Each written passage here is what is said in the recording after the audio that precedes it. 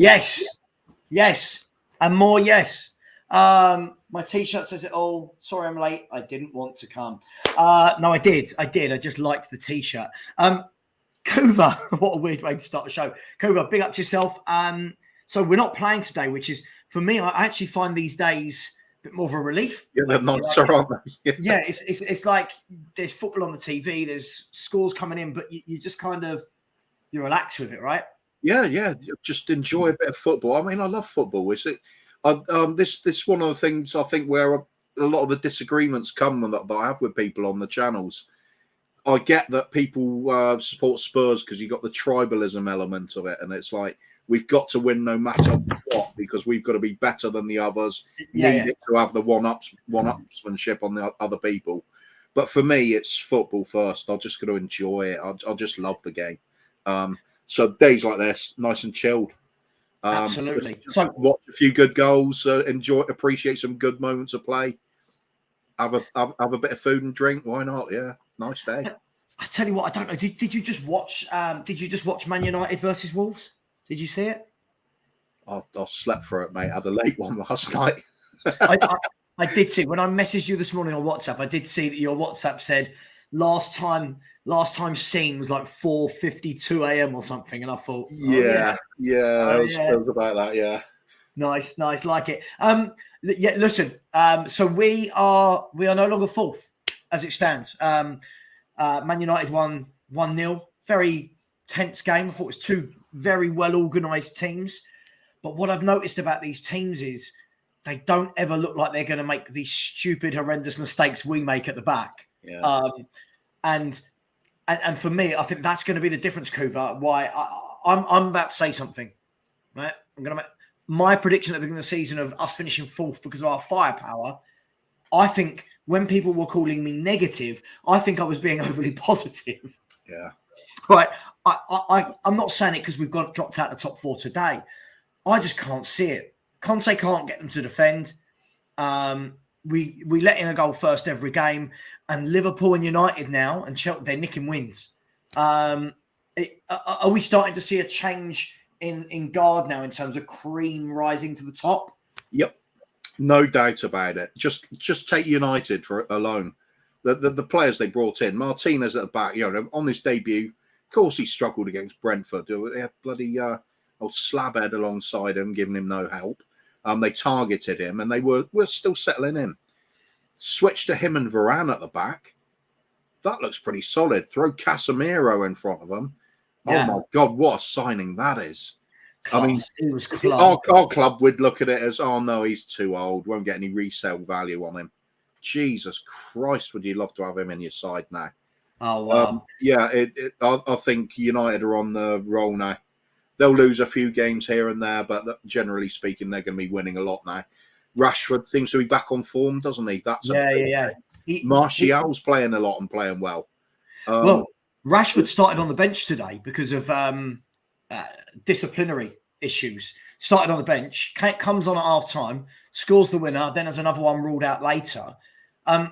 For me, Kuva, when I watch Man United play, and bearing in mind this is Ten Hag's first 15-16 league games, we've got to bear that in mind, right? Yeah. They're just a completely different animal from what he took over, and they try and play football. And I really everything through Eriksen. He's just having a blinder. I think he's a contender for Player of the Season at the moment. Yeah, I think he's brilliant. We said it in the summer. I said it in the summer. Everything Spurs' midfielders not got, Christian Eriksen's got, but we didn't want to pay him 300 grand a week, even though we were getting someone on a free transfer. But just watching them, the link up with Casemiro to Eriksen, Bruno Fernandes, Anthony switching places with Martial and Rashford and Van der Beek coming on. Luke Shaw playing centre half. They've not conceded in 2 games with Luke Shaw at centre half. It's almost like they're making the most of what they got, aren't they? And buying well. Eventually, Luke Shaw's going to be replaced, but they can take their time with it, picking and choosing their targets. They don't have to worry about he's got to be under the age of 25 and be on less than 40 grand a week wages. That's our plan, though.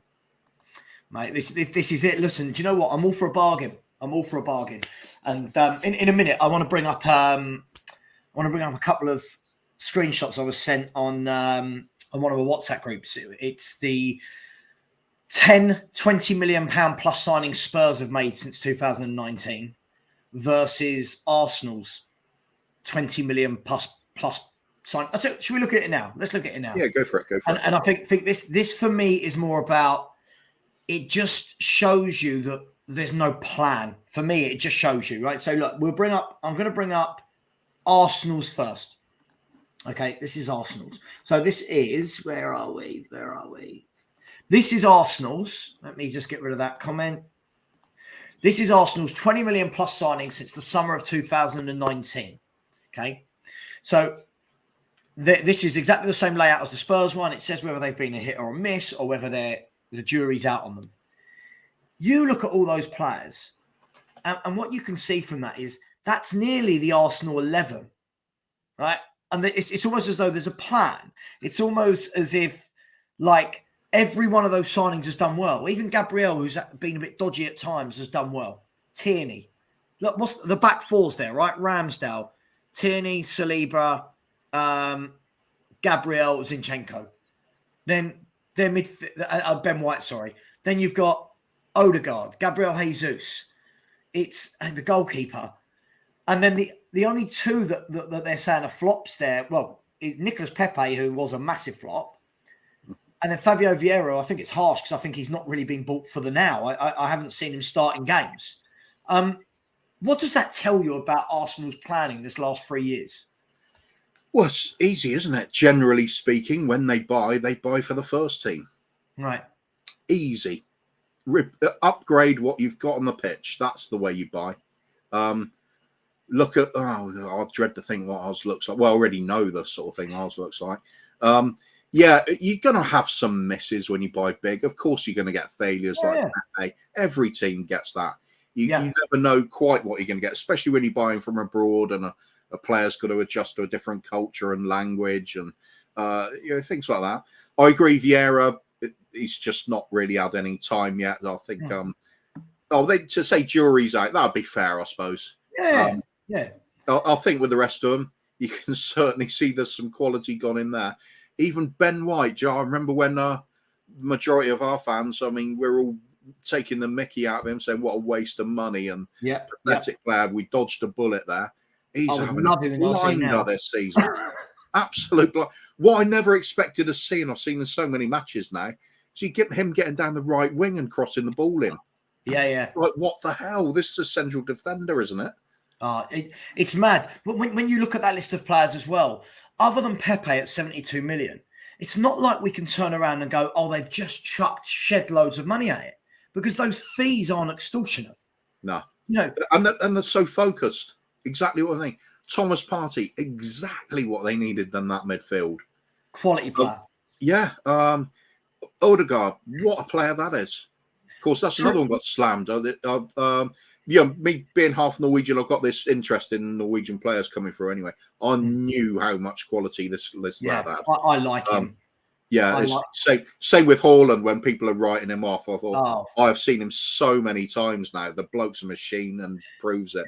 Do you know what? Arsenal, though, they're not doing a City, they're doing an Arsenal, which is it's at a level just below that. Quite happy to take on ex-City players. They don't see them as like a rejects or anything. They know what they're getting from them, and then paying a fee accordingly to just secure the deal, get them in. Top of the league. Funny thing is, right? I mean, Odegaard for me is everything this club is lacking from a creative standpoint. Now, I know nowadays people just purely look at assists, but the other day when I watched Arsenal versus West Ham, and let's be fair, the fact that West Ham were in front was a miracle because Arsenal battered them from pillar to post. Everything went through Odegaard. Yeah. Absolutely all the play went through Odegaard. And I thought he was absolutely sublime. And that's everything that Conte doesn't like and that we haven't got. It's a Maddison type role. But look, let me show you ours, Kuva. I was going to say quickly there that when you're talking about, everything's about assists and things like that. this is where I regularly have a disagreement with the likes of Will Stewart. He loves to look at the stats, which is fine. Yeah. But I'll look at somebody like Odegaard. How do you measure those little dummies he does to let a pass through? Right. How do you measure a step over? Didn't do anything, but it's thrown a defence out. Or even just body language, just dip the shoulder one way and look that way. Don't even touch the ball. It's just let somebody get a bit of space. There's genius at work that can't be measured sometimes. No, you can't. You just can't. Odegaard's got a bit of all of it. He's just sensational. Yeah, I really like him. I think that could have been our Eriksen replacement. Mate, listen, Eriksen should have been our Eriksen replacement. I love Eriksen, but I also do believe you don't go back to. It's a difficult one. I believe you don't go back if you're willing to go better. The problem for me is it's like with Bale. We never replaced Bale. We've never replaced Cole. We couldn't, could we? No, of course. But even now, like if someone said to you right now, Spurs are going to sign Kyle Walker back, right? Yes, the rule of don't go back, but Kyle Walker could be 50, right? And still be our best by a mile, right? Let's have a look. And big man hugs to you as well. Lovely. Yeah, big man hugs all around, especially as I've got COVID. So all of my New Year's plans are out the window, but I get to spend the day with Kuva. Right, Kuva, do you want to see the Tottenham Hotspur comparison? No. Right. Now, first and foremost, go for it. They've got 2 Spurs players as hits, right? Now, I can't understand the top one, but here we go. Where is it? Come on, don't stick on me. Here we go. Now, I don't understand how at this moment in time anyone could put Richarlison as a hit. Sorry, I don't. I mean, I'm quite a fan of Richarlison. I like him, but he's not done well so far. He's had a very difficult start. Yeah, and then so I completely agree with this. I agree with all of that. Look at the state of those signings. And the thing is, what you would be able to say is you could say, okay, well, Sessegnon, Bergwijn, Reguilon, Lo Celso, Ndombele, well, they weren't this era. They weren't, but Brian Hill was, Basuma was, Royal was, right? Richarlison has been. So it feels like it's a continuation, Kuva, of whoever seems to be in charge of our football or whatever it's just a mess. Just quickly, let me take that down. I think we know who the players are. Seen a comment there from Faz, big up Faz, who said, why have you not included others? I don't, could you explain what you mean, Faz? I don't know what you mean. Others as in? I'm assuming it's because the cutoff was on the price. Yeah. By the way, that's not a graphic I've put together. I would not know how to do that, by the way. That's not me. This was from, I believe, this morning from the Telegraph, I believe. Oh, Faz, if we're talking less than 20 million, I mean, I'd be here all day, right? I mean, you'd have the Jack Clarks in there. You'd have the Carter Vickers and people like that. The whole point is, Faz, listen, have we done some good signings, less than 20 million, like the Bentancurs? Yeah, sure. No, I don't think anyone's doubting that. But the point is those 20 million plus signings, they're meant to be your game changers. That's where you're meant to get your recruitment right or not. And whilst it's okay to go and get a few bargains, let's be fair, Man City, Chelsea, Man United, Man City, Chelsea, Liverpool, the majority of their players that do well sit in between that kind of 30 to 60 million bracket. If we look at Man City's team, right? It's a question for you, Kuva. Take out Grealish, right? How many of their signings were above 60, 65 million? It's not really a lot, is it? I don't think there's any. If anyone in the chat can tell me, what's the... How much? De Bruyne was quite pricey, wasn't he? But was it 50 million or something? I think De Bruyne was cheaper than that. Let's have a look. Can someone in the chat find out for us, please? It would be really helpful. But But other than that, when you look at it, Haaland was, 62 million his release clause.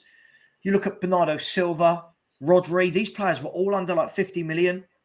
You know, they're consistent within that bracket. Then you look at Chelsea. They've made some duds. Of course, they have 100 millions, etc. But then you look at the bracket of where lots of their top players have come from. They're all sitting within that 30 to 60 million bracket, and that is where Tottenham's scouting seems to be dreadful. That for me is the thing, and I knew Faz would do this. Right, let's have this out once and for all. Faz, you've got to remember, right? A club like Chelsea, they don't buy a Cucurella to be first choice. They buy a Cucurella to interchange with Ben Chilwell, right? So they can go and spend 70 million. They don't worry about it like our fans do. They don't worry about the price. I watched Cucurella play the other night. He's a very good footballer, very good technically, gets up, gets back. I don't understand why you constantly use this as a benchmark for Chelsea being bad. Watch them saunter past us in the next few months. You watch. But I mean, it goes to show, doesn't it, Kuva? There's no plan, is there? There's no. If you look at those players, there's no. Oh, I see what we're doing here, like you do with the Arsenal ones. There's no. I don't know. There's no synergy. That's the really bizarre thing about the way we do business as well. If we were getting constantly cheap players in, like apparently we're supposed to be doing, and paying cheap wages, we'd make a lot of money. At least that would make sense. I mean, I wouldn't like it, but at least you could see what they're doing. But we don't even seem to do that. We seem to buy cheap young players, and then we buy mediocre, hugely overpaid players to fill out the squad. I don't get it. It's ridiculous. If anything, it's a transfer policy designed not to win anything. Of course it is.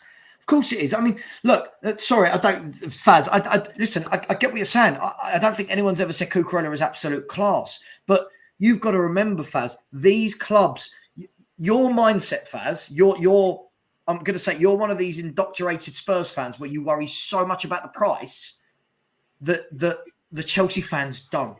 Chelsea don't care that they've spent that money on a player. You care because they buy in Timo Werner.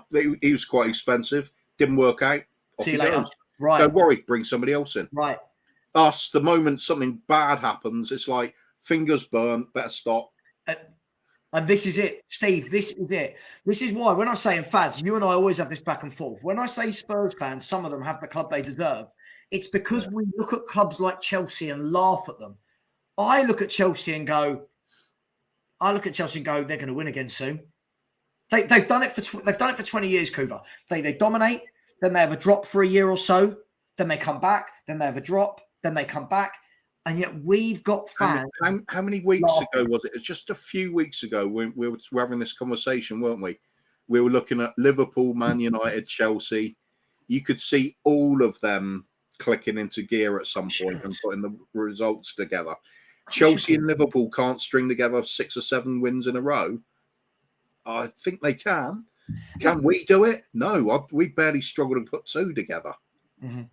So when people were bragging about, oh, well, we're 4th and we're in the Champions League and you're complaining, just have a bit of sight, have a bit of vision. What's happening? Look at how our team is performing. And then is it going to be, is it sustainable? Clearly it isn't. These other teams have caught up now. Was it Liverpool are 2 points behind, are they? So Chelsea 3 points behind, something like that? Or was it the other way around? Hang on 1 second. I'll tell you, shall I bring the Premier League table up? We'll analyse the Premier League table. Bear with me 1 second, mate. But I've never understood, mate, how... oh, hang on. Why is it doing that? Give me the table standings. Premier League standings. Let's have a look. Do you know what? I've never done this before, actually. I've never brought up...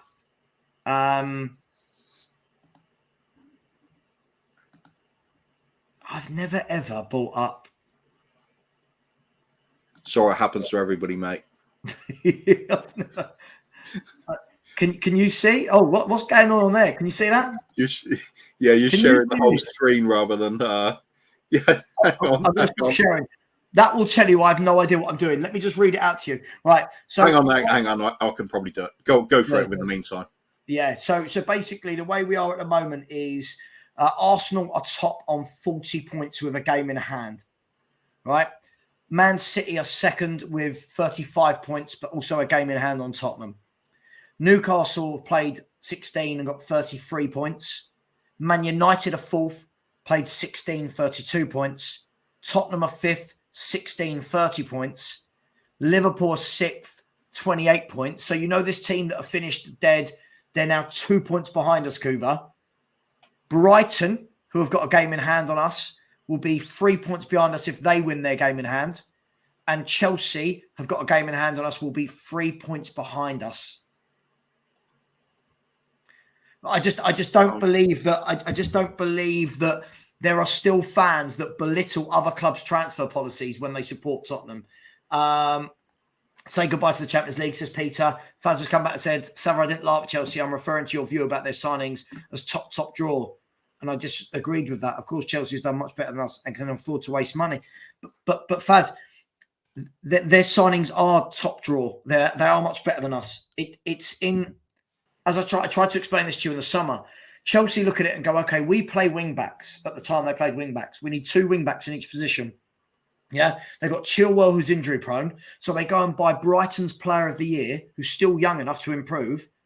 They don't care they've had to pay 60, 65 million. They don't care, Faz. You care because you're a Spurs fan and you're worried about money. Let's bring this up.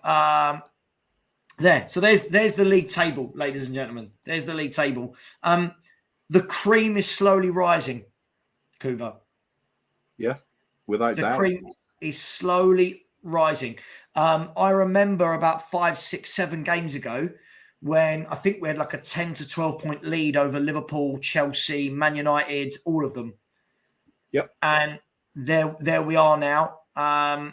Listen, it's not all doom and gloom. 1 win and we're third. But at one point, we're bragging about being in second place or joint first. Then we're bragging about being third. Then bragging about being fourth. Bragging's sort of starting to stop now. We dropped to fifth, isn't it? It'll drop even more when we're sixth. Then when we're seventh, we're not a team that's going to be smacking together 8, 9 wins in a row. Some of these other ones will. Mm-hmm. They bought quality. We've bought very little quality. They don't care. They don't care if somebody, like we said, if somebody doesn't work out of their club, they don't worry. They brush it off by another one. Sorry, I missed, end of the world when we do it. Apologies, Azad. I missed your super chat. I'm so sorry. He said, "Bro, your boy Fayez looked horrendous yesterday." I think that's a bit harsh. Like I'd still take him. I think he's a fantastic player. He just had a nightmare game. That's all. Yeah. Listen, I've seen Jamie Carragher score 2 own goals in a game, and would I want a prime Jamie Carragher in our centre-back position right now? Yeah. Yes, please. Look, it happens to players. They score own goals. But listen, we watched Dyer, Davis, Sanchez, Tanganga and Roden play. So he's not my boy. I just think that's a good bit of scouting. But, yeah, thanks for the super chat. But I don't think he was horrendous. I just think he had a bad game. Here's Faz again. Those goals were bangers. Faz laughing at Sterling. Love it. See, do you know what, though? When I see these sort of things happen, Kuva, I really do feel that Spurs fans, the karma comes back to bite us so much. Like, let's be fair. Brighton, if they win their game in hand, are 3 points below us. This is a club that in the last 2 windows have sold arguably their 2 best players in Ben White and Yves Bissouma. Right? But look at them every year. Good recruitment, steady team. And you think this is a team that don't have a lot of goal scorers. Yeah. Do you know what I mean? This is why I just feel at some point, I said it a while ago, Spurs fan, we've got to stay grounded because we always do this. We always belittle those bigger teams that go below us. And then I guarantee you, I'll have this bet with anyone in the chat. Chelsea, Liverpool, Man U, Newcastle, City and Arsenal all win a trophy before Spurs do. Yeah. I'll have that bet absolutely. With anyone. I wouldn't even bet against the likes of Brighton nicking a cup before we do. Yeah, it's absolutely. I mean, do you know what? I said it the other day, and look, won't name names, but obviously you know what I'm talking about. When I said about Chelsea the other day, Bayern and Kunku, and someone said, "Oh, they're just chucking money at it like Everton do," and I just thought, wow, how we're you know, how anyone can look at a club like that acts like that. I'm in awe of them. Yeah. And I think why I'm in awe of them is it's not worked. Let's go again. It's not worked. Let's go again. I'd love us to be that, Kuva. Yeah, it'd be nice, wouldn't it? It sounds like what a football team should be doing, doesn't it? Right. Absolutely. Instead of a business that has football as a side product. Mm-hmm. Absolutely. I mean, we've got Brighton versus, so there's some games going on today. You've got Wolves versus, hang on, no, you haven't. 1 second. Let's get some quick predictions from you, Kuva. So Wolves have lost at home to Man United. By the way, Jose Sarr, I want him at Tottenham. I just think he's brilliant, the Wolves goalkeeper. Very, very good player. They've got some really good midfielders as well. It's just they're just so struggling up front, aren't they? Just converting their possession and passing play into the goals. Been a problem for a while, but again, it's another team. That's the sort of team when you say they're 2 or 3 players short of something. Yeah, I think they probably are. They'll be right up there.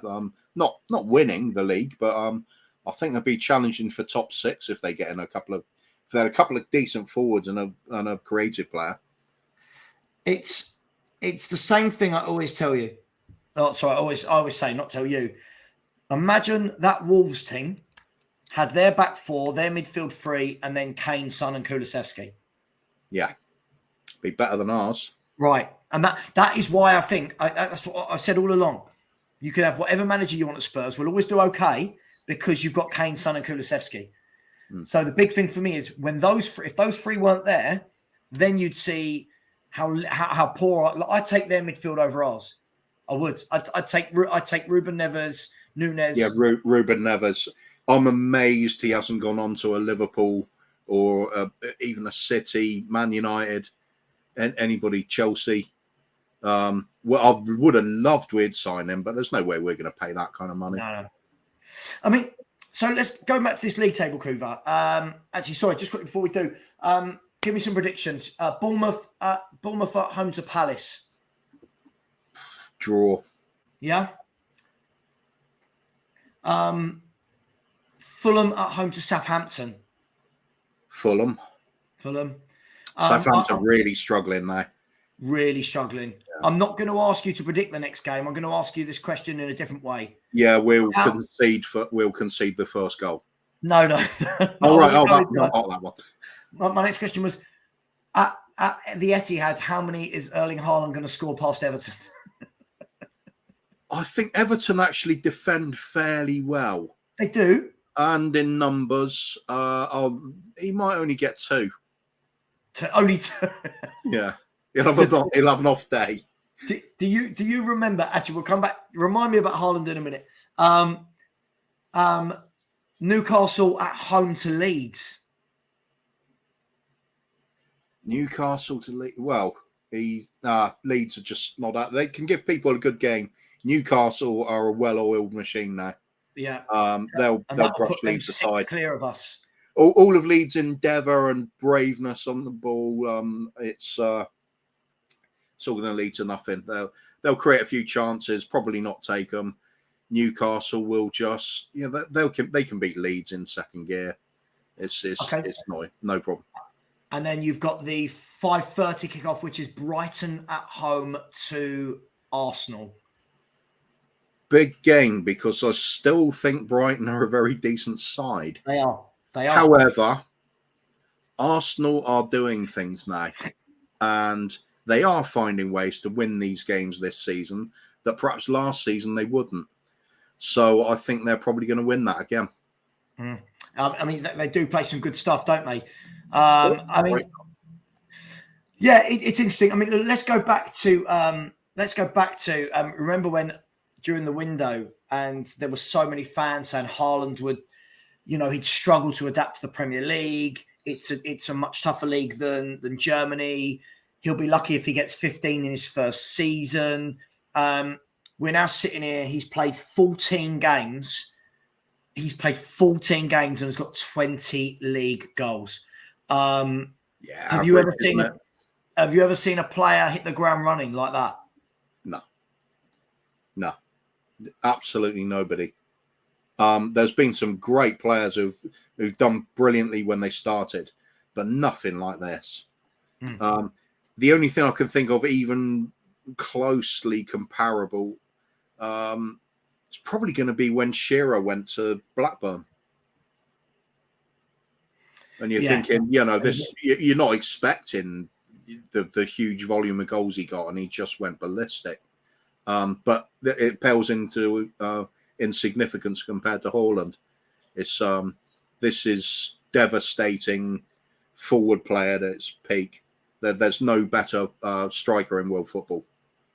It's scary, isn't it? Because when you actually watch Erling Haaland, he's not. I'm not saying he's not a good player, but he's not blessed with exquisite control, and sometimes it does look very awkward when he's running with it, but it's that power he's got as a player. It's that drive, that energy, that, he just getting rid of players around him and bearing down on goal.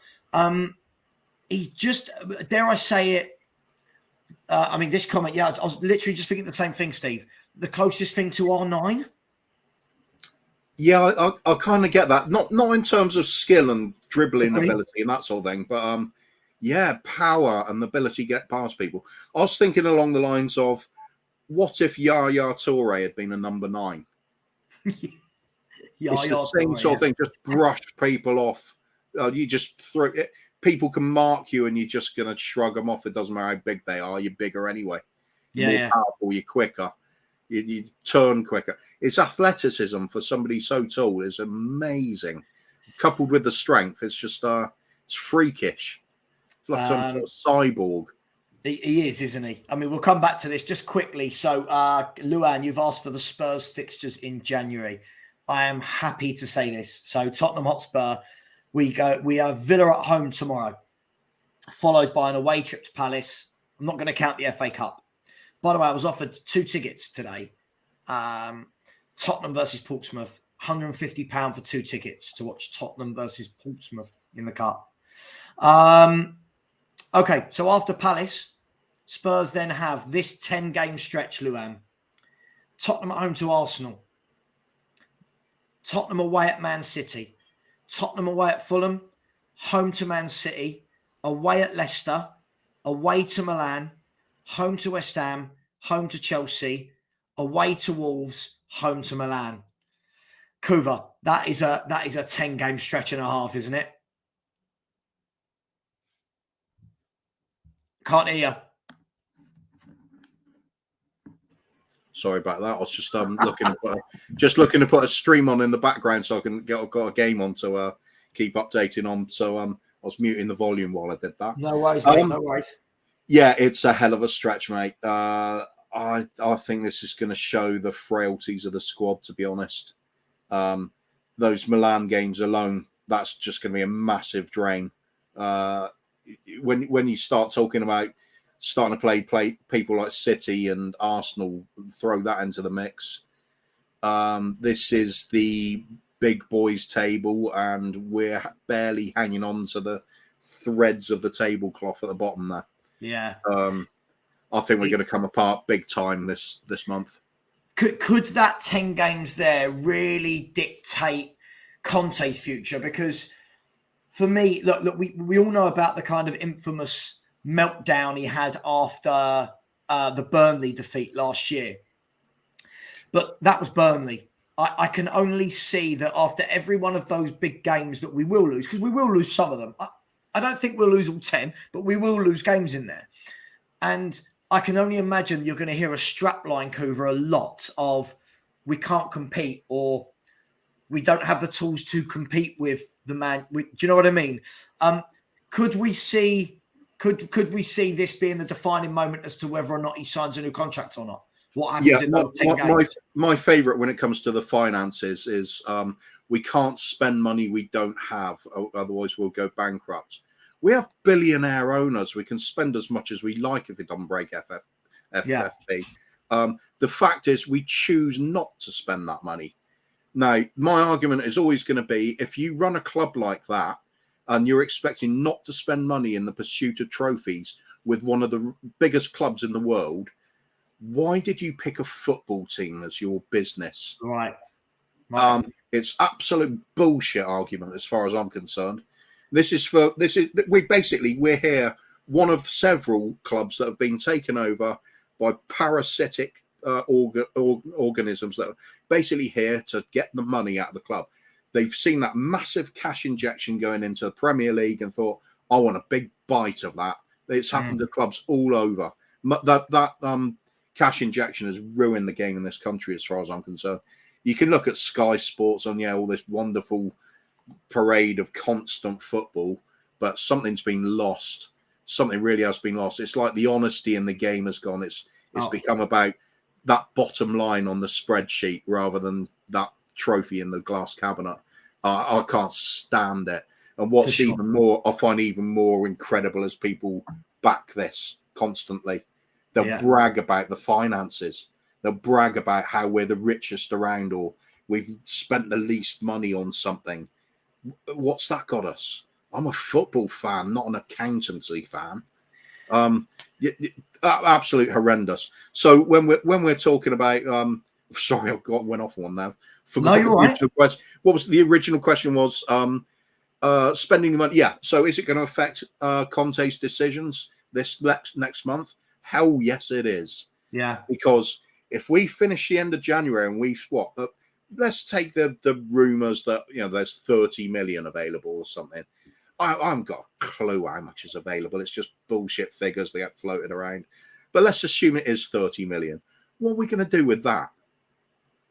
We're going to look for perhaps another Basuma and hope somebody's selling really cheap.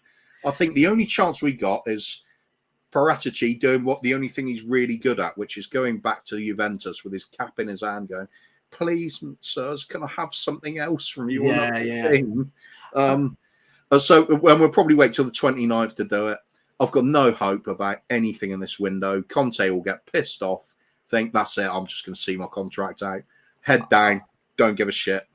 I agree. Well, look, in a minute, I want to talk about what Fabrizio Romano said on Last Word on Spurs.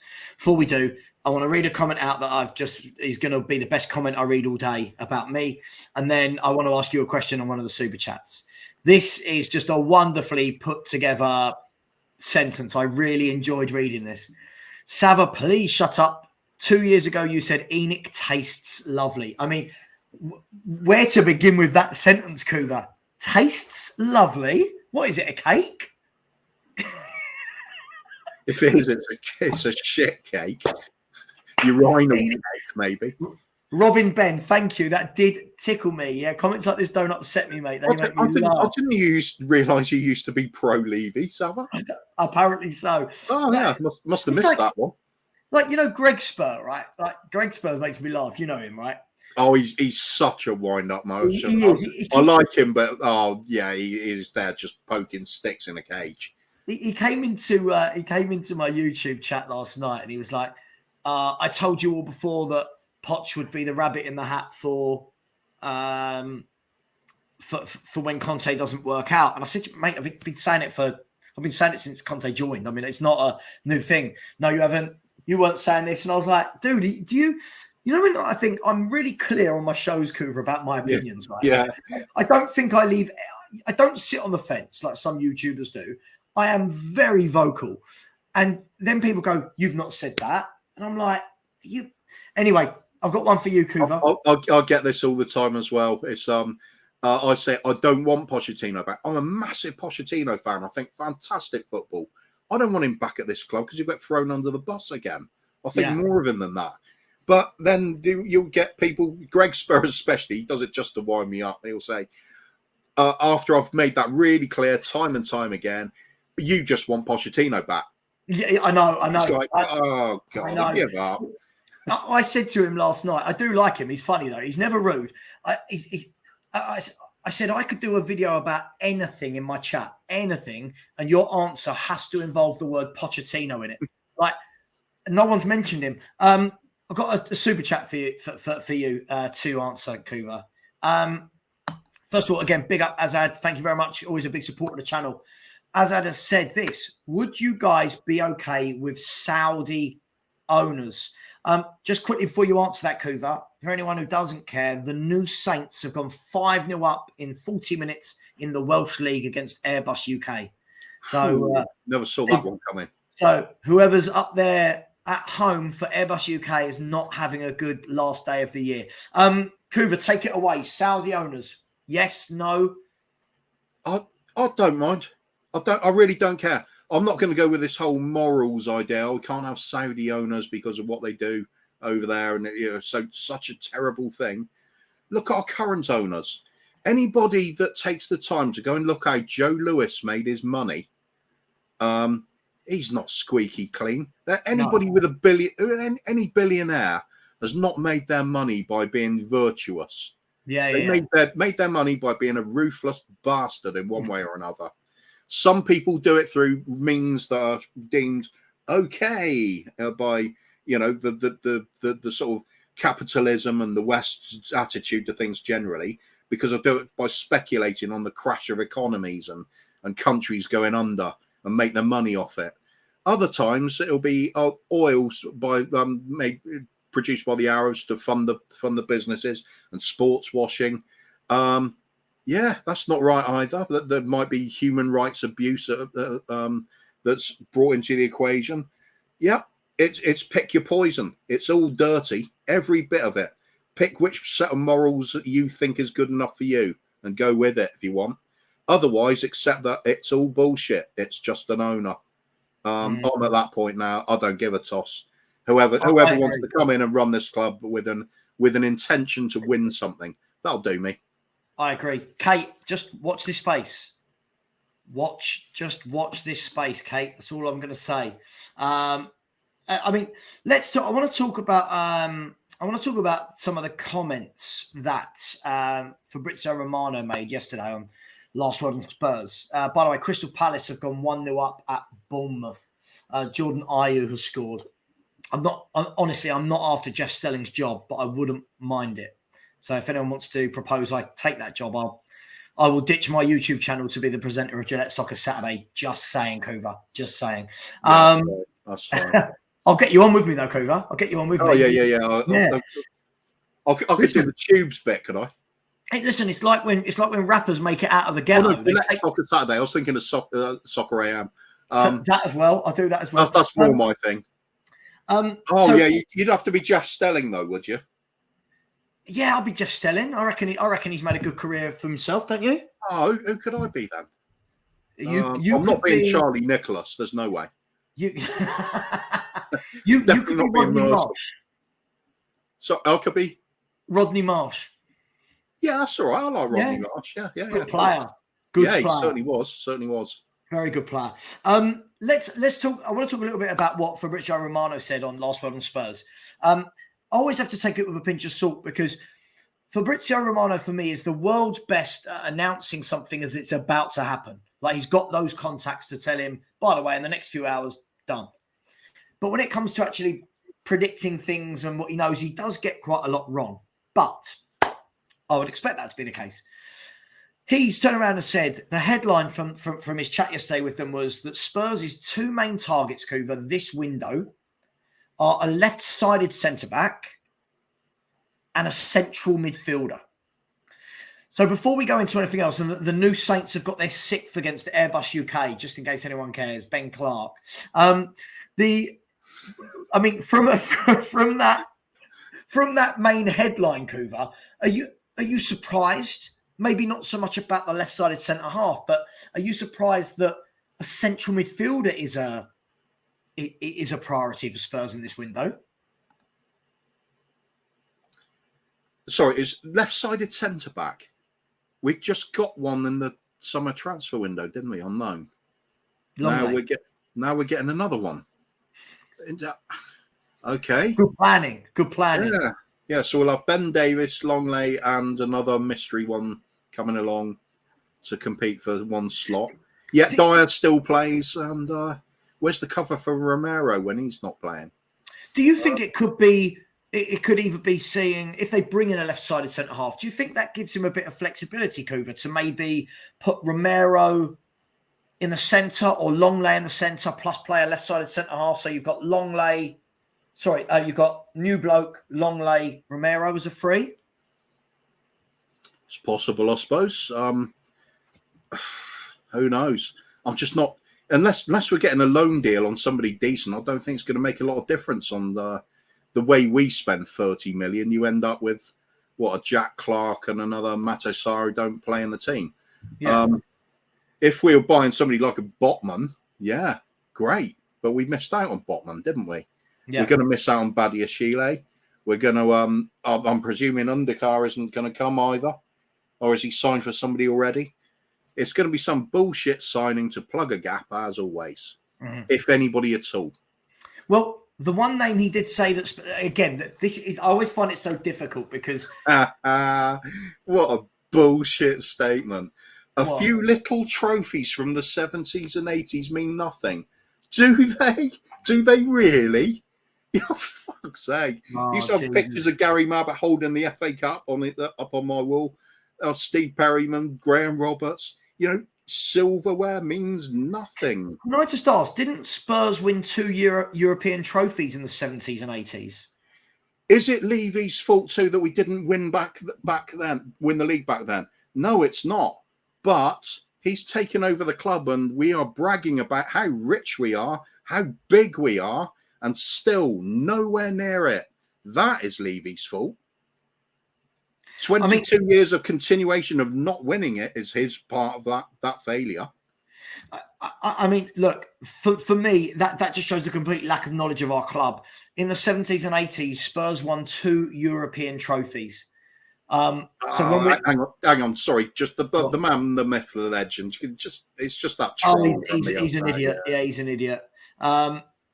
It's just stupid. There's not actually anything there. Go and swap your name again. Come back with one of your other regular ones. Yeah. So one of the players that, again, I find this difficult because Romano does start a lot of his chats with. I know that Paratici likes this player.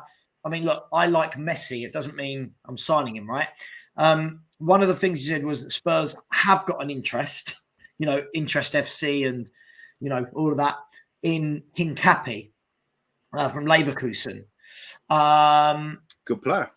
Good player. Apparently, by Leverkusen, though, this is what Romano said. They don't want to sell any of their players this year. They don't want to sell any of their players until the January window. But when pushed for any other names, he didn't really have any other names. Leverkusen, they got some goals for the season. They're going to stick to it. Fair play to them. That's it. Pushed for names. Romano doesn't have any. Why am I not surprised? It's because there aren't any. Yeah. As I said, I am fully expecting if we get anybody at all, it's going to be somebody from Juventus because that seems to be the only reliable source of players that Paratici is going to come out with. Yeah. Summer deals, even some of them are bloody Levy done, aren't they? It just doesn't matter. I've got no faith in anything the club does.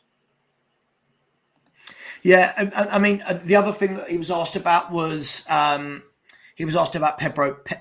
That was nearly words, Kuva. Pedro Porro at Sporting Lisbon, and what he said was that Spurs have sent scouts a number of times to watch Pedro Porro. Obviously, we've played against him twice this year as well. But what they did say was that Pedro Porro, they don't want to sell under any circumstances, but they will have to if a club meets his 45 million release clause. Then he also went on to say that when the Sporting Lisbon manager joined or when he signed a new contract a few months ago, it was given assurances that they weren't going to sell Pedro Porro. Now, off the back of that, because obviously that they can't help it. If someone hits the release clause, he goes. Off the back of that, Man City have a 25 million buyback clause. Right? I can almost see Spurs going in and testing the water and going 30 million Pedro Porro and Man City going, hang on, Walker's not cutting it anymore. 25 million? Yeah. Someone get that out from behind the sofa. So I can't see that happening either. I don't know about you. Totally agree. Man City got the kind of cash they'll just think, they're trying to make a move on anything. Let's just pull the plug on that one. Yeah. Why not Chelsea do that sort of thing too? If we look like we're seriously going to sign anybody worthwhile, Chelsea will hijack it if they can, if they feel like it. That's just where we're at the moment. It's your prediction is 50% of the way there, by the way, because Erling Haaland has, funnily enough, hit the back of the net for Man City. He's got 21 goals. He's just a machine. Is there anybody that doesn't have him in their fantasy team at this point? Ridiculous. But if there is anybody that doesn't, I'm impressed. I'm impressed. That's a kind of it's a challenge mode, isn't it? Not to have him. Ben, I trust you, mate. You know I trust you explicitly. So you don't ever have to explain yourself to me, buddy. If you haven't, go and subscribe to Ben. Get down to his coffee shop. I don't drink coffee, but they're telling me it's the best coffee in the land. I don't know. I don't drink it myself, but and the weekdays usually the coffee company on YouTube. Nice little chilled area, bit of a laugh, bit of a relax. Love it. Something different from the usual Spurs community stuff. Also, Paratici was asked about Malinovskyi, and he said that this one makes me laugh because all this whole we're going to go for younger players. Malinovsky's nearly 30. Anyway, apparently Tottenham want a loan. Yeah, I know you can see where this is going, can't you? So apparently Tottenham want a loan, and and Atalanta want £17 million for him. Now, most clubs would just, if they really wanted, would just go, "Oh, go on then, 17 million." A loan. Let's just look at it from Atalanta's point of view. 30-year-old player that plays in the team. Oh, you can have him for nothing for a season. We can have him back when he's older and closer to retirement, just on a loan. Why the hell would they do that? Of course, they're going to want 17 million. Were we going to pay 17 million? Nah, not if we can offer about 8. That's just 17 million. If you genuinely think he's going to improve the first team, you just go out and buy him. The thing is, as well, when you look at Malinovskyi, and listen, I've seen him play. He's one of those that makes a wonderful YouTube reel. Do you know what I mean? I'm not doubting his talent, Kuva, but there's a reason why he doesn't play 90 minutes week in, week out for Atalanta. Do you know what I mean? He plays 30 minutes here, 20 minutes there. That would be more squad depth, wouldn't it? Rather than addressing what's needed. Anyway, so he went on to say that about the Conte situation, that Conte is happy at Spurs, but that this isn't the situation he's used to because he's not used to having to go for young players on lower salaries. Hence why he said that's why he left Inter and Chelsea, etc., etc. And he said that the probably the main deciding factor is if he stays or not is going to be more to do with his family than anything else. All I could read in between that, I'm reading between the lines with what Romano said with the all of the interviews I've seen with the fact he's not signed a new contract. It just screams to me of letting contract run down. It really, really does. The moment that phrase "thinking about family" comes into it, yeah, your mind is not on the football at that point. He's going. Yeah, absolutely. I mean, let's be honest. If I'm a footballer, right? So a footballer. If I'm a manager, my family. I suppose it's different when you're a young footballer and somebody comes in and says, "Okay, you're 21, you've got no family, you haven't got your own immediate family from a wife perspective and kids. Come and play in Spain." You go, "Cool, all right." I'm guessing when was Conte mid-50s, maybe? I don't know his age. Someone could tell me. You've got wife, you've got kids. They're in a different country. At what point does it? Do you know what I mean? It must be quite tough to be away from them, missing them growing up and all that kind of stuff. But so especially for the Italians, family's a huge thing, isn't it? Yeah. It's I think he's going to want to go back to Italy. I think there will be people interested in him being their manager. I think it suits him. I think he'll start winning again immediately. When I say immediately, within the first couple of years. That's what he does. Except for when you're at Spurs, because you can't do that. You get smacked on the knuckles if you're ambitious. Yeah, it's interesting, isn't it? I mean, look, as I said the other day on a YouTube chat, I'll put aside my hate of the style of football. I will, because it's not fair on him because he doesn't get backed. But I just can't see how this man is a Tottenham manager next year. And then the club is back to square one. I've got this horrible feeling that come on, have faith, Savva. I mean, Levy said, the style of football, the Tottenham DNA, it's important. And then hire Jose Mourinho, Nuno, and then Conte. Mm-hmm. I mean, just quickly, this Savva, why do you never back Conte? Dude, you're asking the wrong person. It shouldn't be why don't I back him. It should be why don't our owners back him. It's not me. My opinion of Antonio Conte doesn't define how well Spurs do. Daniel Levy's backing of Antonio Conte does. It's one of these long-term arguments as well, isn't it? About there's Conte and the style of play. Because I'm with you, I hate it. I hate what we're watching on a regular basis. But if you do back him, I do believe he can play a style of football with a team then that's at least watchable. I agree with that. I absolutely agree with that. The thing is, that's why we're pissed off, is because we're not going to back him like that. So we're going to watch this shit for until he leaves.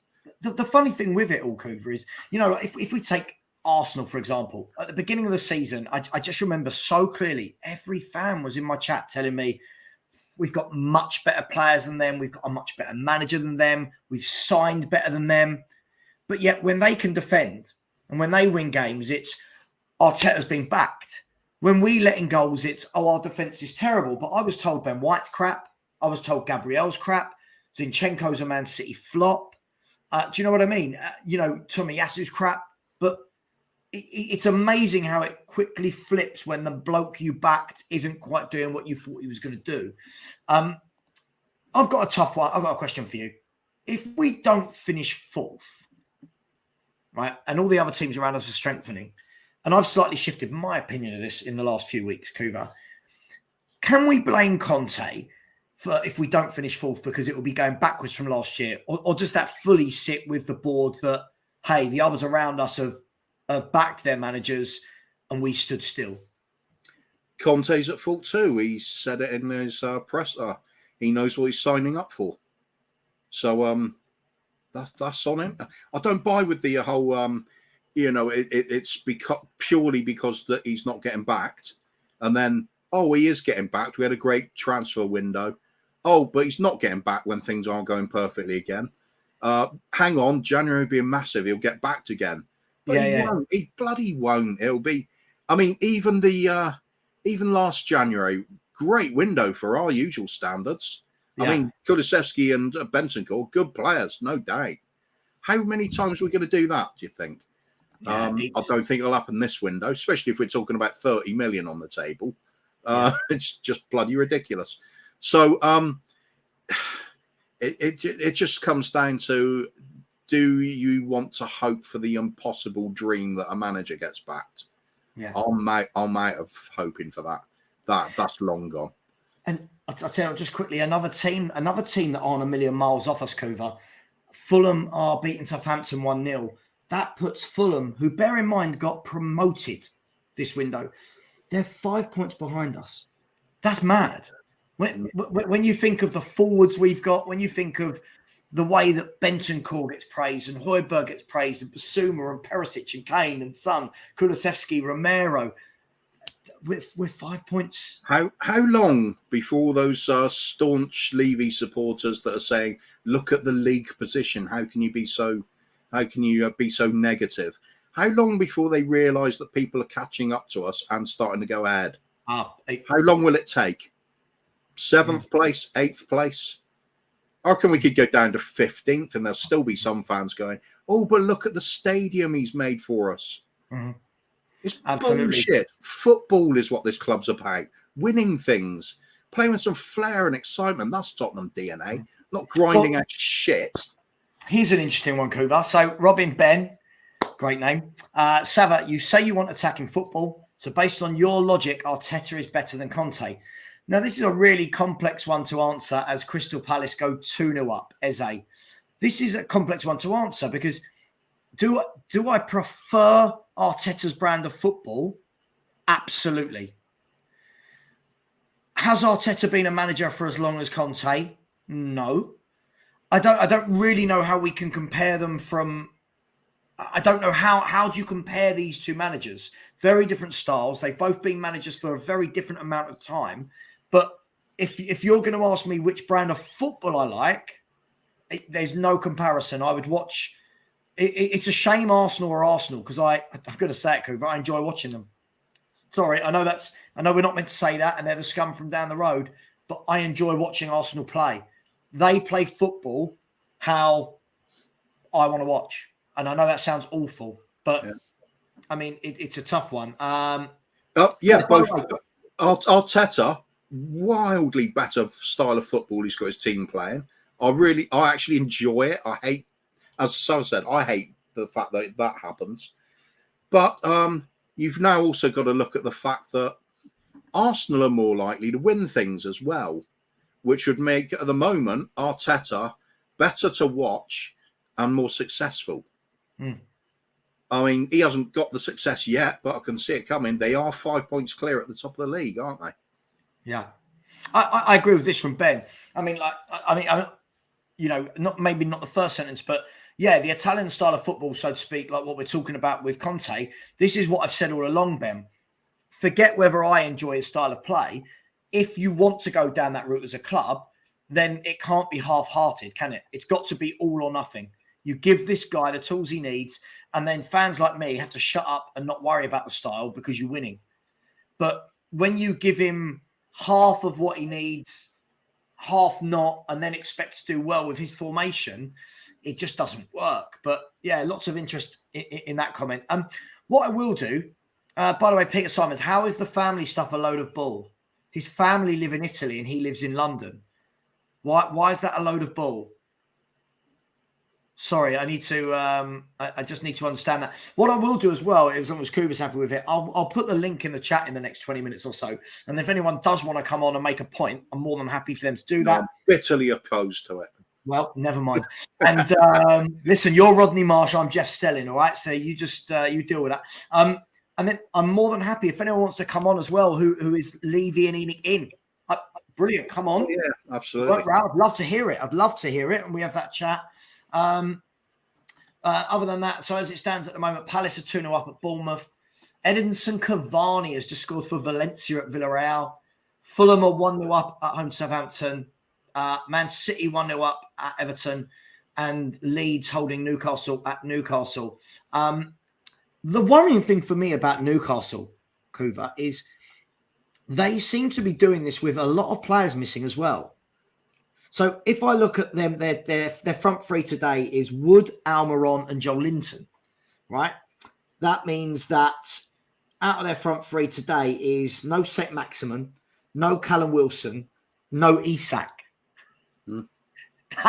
That's worrying, isn't it? That they're getting these results and they've got arguably three of their best players nowhere near the 11. We all, as fans, we have arguments about what's a good way of doing things all the time. Always will. Everybody has an opinion. It's cool. But I think most people will tend to agree that if you're going to build a good team, build from the back, give yourself a solid base to work on, and then work on things ahead of that. And you start adding the goals to your solidity. That's exactly what Newcastle have done. And it shows. Yeah. They don't have their star strikers up. It doesn't matter. They're not going to be leaking goals. They'll take their chances when they come along on so-called lesser players. But you look at it, Almiron, he's absolute blinder this season. Joe Linton's got all his confidence back from his stint in midfield. I think he'll work hard up front. Still don't think he's a great goal scorer or anything, but he's going to put in a shift. You know what you get from Chris Wood. He's a fighter. He's a scrapper. He's a physical presence up front, real nuisance. And again, they find a way to score. Not a problem. Us, on the other hand, have the forwards in, then just throw random shit at anywhere around midfield and the back and hope it works. Yeah, I mean, the thing that makes me laugh about it, sorry, just Barcelona drew with Espanyol. I want to look at this comment, right, Kuva, and then I've got a super chat from Tin Man that we'll come to in a minute. I don't know how I feel about this because I keep hearing this a lot. The football's bad because the players are bad. But when I put it to you like this, Kuva, you've got Hugo Lloris, who's the goalkeeper for France. You've got Christian Romero, who's just won the World Cup. You've got Ivan Perisic, who everyone creamed their pants over. You've got Højbjerg and Bentancur and Basuma, who are very good central midfielders. You've got Kane, Son, Kulusevski. You're not telling me they can't play better football than what we're seeing. I'm not saying it needs to be tick-a-tack or an all-out attack, but you're not going to tell me that we're getting the best out of these players. It doesn't matter. Take it the most basic way of looking at it. Take any game recently in the last 10, if you like. We go behind playing absolutely dire, atrocious football. Terrible for about an hour. And then suddenly we can play. Yeah. Funny. It was there all along, wasn't it? We just don't do it. We just don't do it. I don't buy into any of that bullshit. We can't do it. The fact is we don't do it. That's a difference. I agree. Listen, I listen, am I doubting there's some terrible players in this squad? Absolutely not. But I think he doesn't help himself by certain decisions, i.e. Royal constantly playing over giving Jed Spence a try. Royal constantly. Right. That's it. Finish the sentence. How do we know that you chuck you chuck Spence in? He could be revolutionary. He could hit the ground running. He could surprise everyone. He could give that crowd that lift, that spark. Just a few good runs down the right hand side, and you're off your seat. But when you keep doing the same thing over and over again, that's when I start not sympathising. At least with Jose, he tried different things. He tried wing backs. He tried 4-4-2. He tried 4-3-3. This manager will die on his hill playing this way, playing the same poor centre backs. For me, stop playing 3 centre backs if you haven't got 3 good centre backs. It doesn't work if 2/3 of your centre backs in a back 3 are crap. It doesn't work. Yeah, if you simply do not have the tools to do what you want to do, you have to be able to adapt. That is a management skill. I don't take any of this bullshit. If Conte cannot do that, then he is too rigid and inflexible, and he isn't as good a manager as people say he is. Just quickly talking. Here's Bob Spur. How are you, Bob Spur? Great comment. Kuva's hairstyle reminds me of one of those extras on Shawshank Redemption. Wonderful. Bob, do you remember when I offered to bet you because you told me Harry Kane was going to score more league goals than Erling Haaland this year? Are you still confident with that bet, mate? Just checking. Tin Man has said it could still happen. You just need to break Haaland's legs. I think I've said all along, the only way it happens is if Haaland gets an injury. If Haaland stays fit, this goal today takes him 8 clear in 2 games less. Like he's on course to break the 50 goal mark anyway. It's ridiculous. So Tim Man, thank you so much. Really, really nice super chat there. It said, if only the stadium was full with our Twitter fans, then Levy wouldn't stand a chance. We need to unite and force these owners out. Otherwise, we will be saying the same thing again next year. Tin Man, absolutely. And this, for me, is where you've got the, this is, I suppose, the juxtaposition of it. It feels that most people that go to the stadium week in, week out, they're happy to just sit there and take this. They're happy with the, but remember the 90s kind of theory. But yeah, you're absolutely right. He's right, Kuva. It's something that until the whole fan base unites and demands and craves better, I can't see it changing. Yeah, I can't see it changing either. That's the reason I'm so much more vocal about Levy recently. I've now reached the point where I see absolutely no other plan than just him leaving the club. That's the only thing that's going to fix things. We've got a manager that I don't think gets the most out of players we do get from terms of at least attacking football. He can grind out some results. We could get top 6, but even that's in doubt as far as I'm concerned. Absolutely. Where are we going? Where's the progress being made? I don't see any. Don't see any plan for the future. Don't know who the manager's going to be at the end of the season. Don't know who the manager will be at the beginning of the next season. Don't know who we're going to sign. Don't know what style of play we're going to have. Don't even know what our objectives are. The only thing that seems to be the objective is to make top 4 and make as much money out of it as we can. That's it. And that fits in with what ENIC do, who are an investment company and want to make money. Yeah. That's who we're run by. That's what we get. Winning trophies doesn't matter. That's all there is to it. But the clue is in the acronym, right? The clue is in the acronym. Robin Ben, Savva, based on your logic, you're saying Arsenal have better attackers than us. Oh, no, Robin. No, on the contrary. We have much better attackers than Arsenal do, in my opinion. The difference is they play football. They create. We just want to counter-attack. For me, can you imagine Kane, Son and Kulusevski in a team that actually have possession of the football? Just put Kane and Kulusevski into the Arsenal team. They're winning the league. Oh, for sure. Absolutely for sure. That's the biggest difference for me is they attempt to play football. And as much as people can say Conte would with better players, I don't believe that, because there are so many games where we can suddenly start, as Kuva said, we suddenly start playing when we're losing games. And that for me is it a mindset thing? Is it the way the manager sets them out in the first half? Because if I'm the manager, I'm saying, guys, not the last 9 games, we've got a goal down or 2 goals down. We're at home to Villa. Go out there and go at them. From the beginning, go at them. Now, I'm not saying gung-ho, Kuva. I know people always assume that means gung-ho. But attack them. The way that a Redknapp team would start every game and you'd just be Lennon down this wing and Bale down that wing. And we've got Son on this side and Kulu on that side. But it's also pedestrian. It's so, well, let's sit in and see what happens. And if Redknapp was here, Jed Spence would be playing, I have no doubt. Oh, for sure. Yeah. Of course he would. I think most managers in the Premier League pick Jed Spence. I think Conte is so stubborn because he didn't want him that is what you're seeing. Jed Spence is naive. No doubt about it. He's still a young player. Sure. He's going to make mistakes. I think he's just sort of tipped over the edge. I don't think it's stubbornness because it's not what he wants. I think it's genuinely he doesn't rate him enough. I think Jed Spence is going to be prone to making mistakes, and Conte, my feeling is he doesn't want to risk him in those games. He doesn't want to sort of crucify him before he's had a chance. I think he's looking more at a case of get him out to play some first team football somewhere. Then we'll see what we've got when he's matured a bit, which is fair enough. But either way, it's no good. Why did we sign him? Well, on that subject, this is quite a funny interaction I've seen here in the chat. So P has said, Savva, Conte has obviously seen Spence in training and not impressed. To which Daryl Denton has come back and said, yes, Savva, Conte has obviously seen Spence in training and not impressed, as opposed to seeing Royal every week playing him.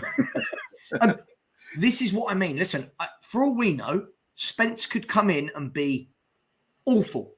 He could be. We don't know. But the difference is we watch Royal week in, week out, and we watch this manager pick him. Yeah? Things like that, I have no empathy. Yeah? Is Spence going to be great? I don't know. I really don't know. But what I have seen with Spence is he does beat a player, he is exciting, and he does attack. That already puts him ahead of Royale for me. And Doherty's never going to have the legs to do anything as a wing-back. He can be okay as a lump that you throw into the box at times, but that's about it. At least he's got some sort of understanding with Kulusevski, hasn't he, Doherty? There's something there. Who's going to have an understanding with Emerson Royale? Post box? Bag of gravel? Just quickly, 2 points I want to bring up. First of all, there was no argument. It was just who would score more goals. And what I would say to this is, even when Harry Kane did play in the Poch team that had all the ball, he wasn't putting these figures up that Haaland is. Let's be really, really honest. Haaland's just a different beast. He is. Yeah, Kane is not going to be on 20 goals if he was playing for City at the moment. I don't believe he would either. I just want to. This theory for me is so flawed. Big up yourself, Shelfside Spurs Show. This theory for me is so flawed, Kuva. The whole he plays free because he doesn't trust two, but all that means is that two of your three centre backs are crap rather than one of your two. All that means for me is you're overloading with poor players in the weakest area of your pitch. Because what we're not seeing is that the three compensates for the two. We're seeing how bad they are. It's not safety in numbers. They've been crap. So I don't understand this insurance thing when it's not working. I think a much better insurance is, how about play the game in the other opponent's half of the pitch instead of your own? Exactly. That'll be it for me. Yeah, I mean, there's a theory on it. You know, if you're going to if you got great forwards, perhaps you do pack the back line and try and keep it as tight as you can and hope to get a few goals out of it. You could say it's working from that point of view. We got a broken team. Conte probably is getting the most he can get out of it at the moment. Yeah. May well be. It's at the expense of playing some great football. It's that's never happening at the moment. Agreed. This exactly as I said. Yeah, it's just adding more poor players to the 11 rather than going to a 4-3-3 and adding in, like, if you played the 4-3-3 for me. All right, whoever plays, I don't. Let me start this again. I truly believed if we played four at the back, putting Longley alongside Romero isn't this massive disaster everyone thinks it is. There are Premier League clubs that play with two at the back who play worse centre-backs than Clement Longley. And for those clubs, it never seems to be an issue.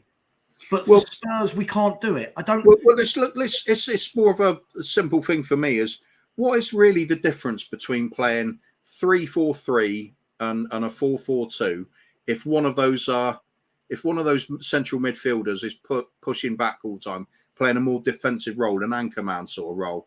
It's no difference from playing a back three where one of them pushes out more aggressively. That's all there is.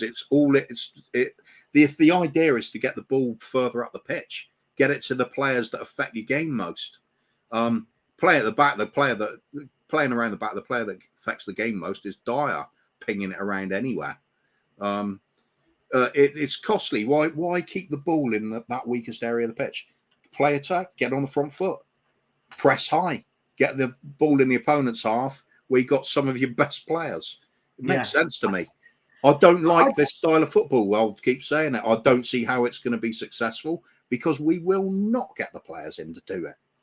The thing is, as well, I truly believe if you played a four and then you get Bentancur, Basuma and Højbjerg in that three in the middle, it gives you plenty of protection of the back four as well, because all three of them are very hard-working central midfielders. It allows you to still have your three forwards on, but it allows one of those three in the middle, whether it be Basuma, whether it be Højbjerg or Bentancur, to go and press, to go and join in with the front three. For me, the wing-back system really stifles anything else you do. And that's the problem for me. It's a very rigid formation that relies solely on wing-backs. That's your creative outlet. And at the moment, it's not working. For me, Kuva, if Conte had tried it, and I don't mean for one game, you know, like we get these people who are so clever, like he'll try 5-3-2 for one game and it doesn't work. And they go, oh, see, you wanted it, he tried it, it doesn't work. You can't do something for a game. Yeah, I'd love to see that. 4-3-3, yeah? Just face it, we're good at letting goals either way, but let's go on the front foot. I'm not saying that's a long-term plan with a manager like Conte, but for me, let's see it. We're letting in goals either way. So what difference does it make, Kuva? We've already bombed out of one cup this season, embarrassingly. We're slipping down the league now. We're not going to win the Champions League. Not going to win the league. FA Cup, what? Do we get past Portsmouth? As soon as we draw anybody good, we're going to lose that as well. I just want to see some football worth watching. Why is that too much to ask? Yeah. The hope is Conte's going to win something. No, he's not. Not at this club. So it's hanging on to this desperate hope that he's going to drag something out of the chairman and the board, that he's going to get something nobody else has managed to do. No, he's not. Surely you can see this already. That summer window was, people raving about the best. I actually heard somebody saying the best in our lifetimes. Jesus shocking. Christ. Shocking people that were saying that. I remember even when we did some shows on the Friday afternoon, and you'd have who's the guy with the I really like him, really nice guy. He's got the wine shop or the. Oh yeah, it's coming. It'll come to me in a minute. Yeah. And he was like, "Oh, Savva, this is definitely an 8 out of 10 window," and I'd be like, "Why? Based on what? What do we base these windows on?" I don't understand it, because in the first instance he's being backed. Then when it starts to go wrong, he's not being backed. I don't get it. But look, for me, in terms of the formation, in terms of, I just want to see a manager try things. If you try something in life and it doesn't work, I'm all for turning around and going, you know what? Hats off to you. You tried. But what we get a lot is people going, oh no, we can't do anything other than wing backs when we are not suited in any way, shape or form to playing wing backs. It baffles me, Kuva. I'd rather see Ben Davies at left back. I'd rather go Davies, Longley, Romero, Spence. The 3 in midfield, the 3 up front. You're going to let in goals anyway. You're going to let in goals, right? Naturally, we're letting in goals now. Yeah. This whole, we can't attack because we're worried about conceding. Really? Well, we're conceding because I just... and also the argument of we never win anything playing free-flowing, exciting football, attacking football. Yeah, lots of trophies are just raining in the last few years, aren't they? Now we switched to Mourinho, Nuno, and Conte. Wow, better polish up that trophy cabinet. We could put the League Cup in. Oh no, we're out of that already. Yeah, absolutely. Just quickly, there are exactly 200 of you in this chat right now. Big up to all of you. Please smash the like button if you haven't already. It's absolutely free. If you haven't subscribed to my channel already, please do. We are now 10 away from 2,500. Please smash the like. Please subscribe. Please subscribe to the Free Spurs Boys, Kuva and the Kang, which is Kuva and Bobby K. And in other news, the New Saints are 8-0 up against Airbus UK. So it's been a wonderful day for the New Saints. Let me ask everyone in the chat, just please, can you put, I'm going to put the link up in a minute, but before I do, can you please put in the chat, is yes or no, are Tottenham Hotspur going to get top 4 this season? I'd love to see what split. There's 200 of you in the chat. So if most of you could answer, it gives us a much better range to go from. Kuva, top 4, yes or no?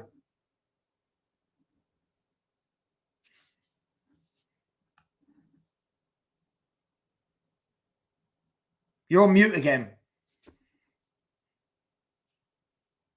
Oh, is he watching Pornhub again? Kuva's watching Pornhub. So please put the, here we go. So let's see. We have got, poor Airbus. 8-0. Right, so we've got no, not even top 6. No chance. No chance. No, hell no. Absolutely no chance. No way. Kuva, can you give me a yes? Yeah, I'm back here. Top 4, forget it. Top 6, I'm not even sure about that. I've got a feeling of 7th. Who is this? Who is this chatting? It's either going to be Rez or Ranjit, presumably. Which one of you is it? And then come on and tell me why. Which one of you? Is that the resonator? Which one is it? And let me know if you want to come on, guys. You're more than welcome. Sorry, Kuva. Absolutely it's no. Likely Ranjit. Right? He likes to have a bit of a stir every now and then for a bit of a laugh. Bloody Ranjit. Let's have a look. Pirates King has said yes. Pirates King, aren't you an Arsenal fan? Are you an Arsenal fan? I don't think he is. No. Am I making that up? I'm sure. Either way, you're welcome. I'm just wondering who. Flash Errol, no chance. Top 11, maybe. Top 11. We're going back to the mid-90s, Kuva. Yes, with January backing. Yes, but if we buy well in Jan, lots of caveating for Jan. No way near good enough for top 4, top 6. The way I look at it is like this, Kuva. We put ourselves into that top 4 position comfortably when we were beating Everton, when we were beating Wolves, when we were beating the Bournemouths. Where we've had a run now in the last 10 games where you've seen us play play Arsenal, Man United, Liverpool, Newcastle, Brentford. It just goes to show, doesn't it, that you can't just get there by beating. You can't just beat the bad team. At some point, you've got to start nicking a few wins off some of the bigger boys, right? Yeah, absolutely. And you can't keep this constant concede the first goal or two to the opposition. Might work against Bournemouth, didn't work against United, didn't work against Liverpool, didn't work against Newcastle, didn't work against Brentford. How many points do you drop and still say it's great, celebrate it? Mm-hmm. Bullshit. We're back. For me, it's this constant argument about what are we actually trying to achieve here? Win things? In that case, forget all hope, but nothing's working with these owners.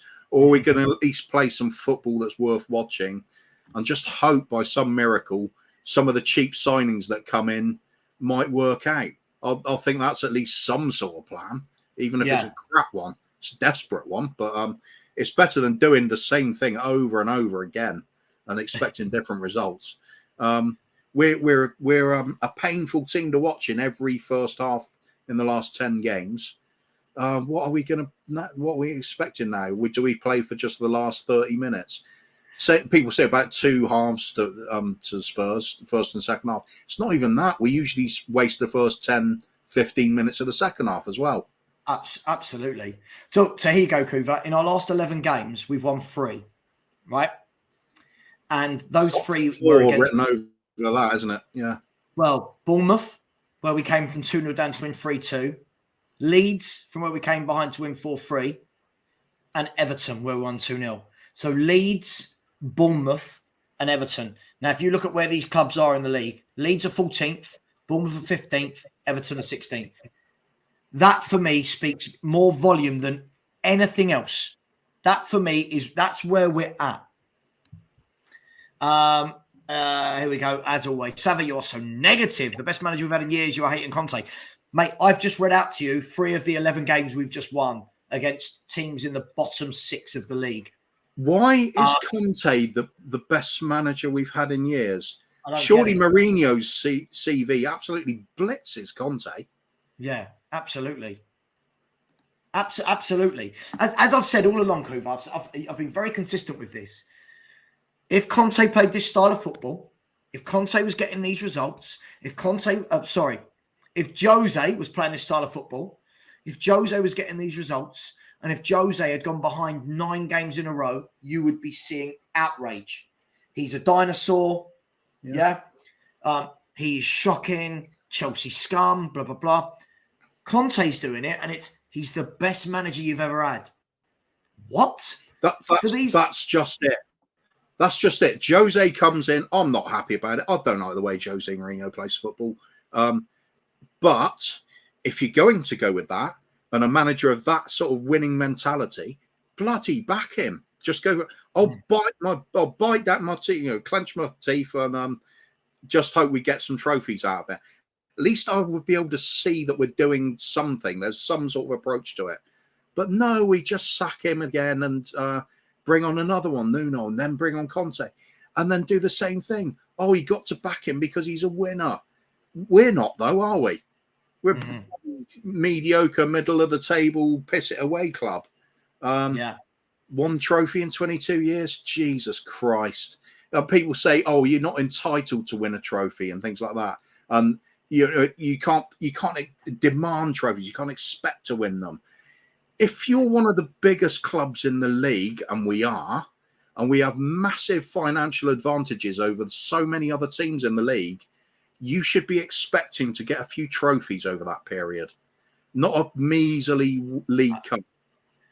Sure. I'll tell you what I'm going to do, Kuva. Leicester can do better. Wigan can do better if you consider the FA Cup's better than the League Cup, which I do.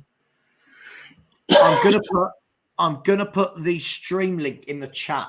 Now, when I do this, I'm going to make some rules very, very clear here, and I will not break these rules, people.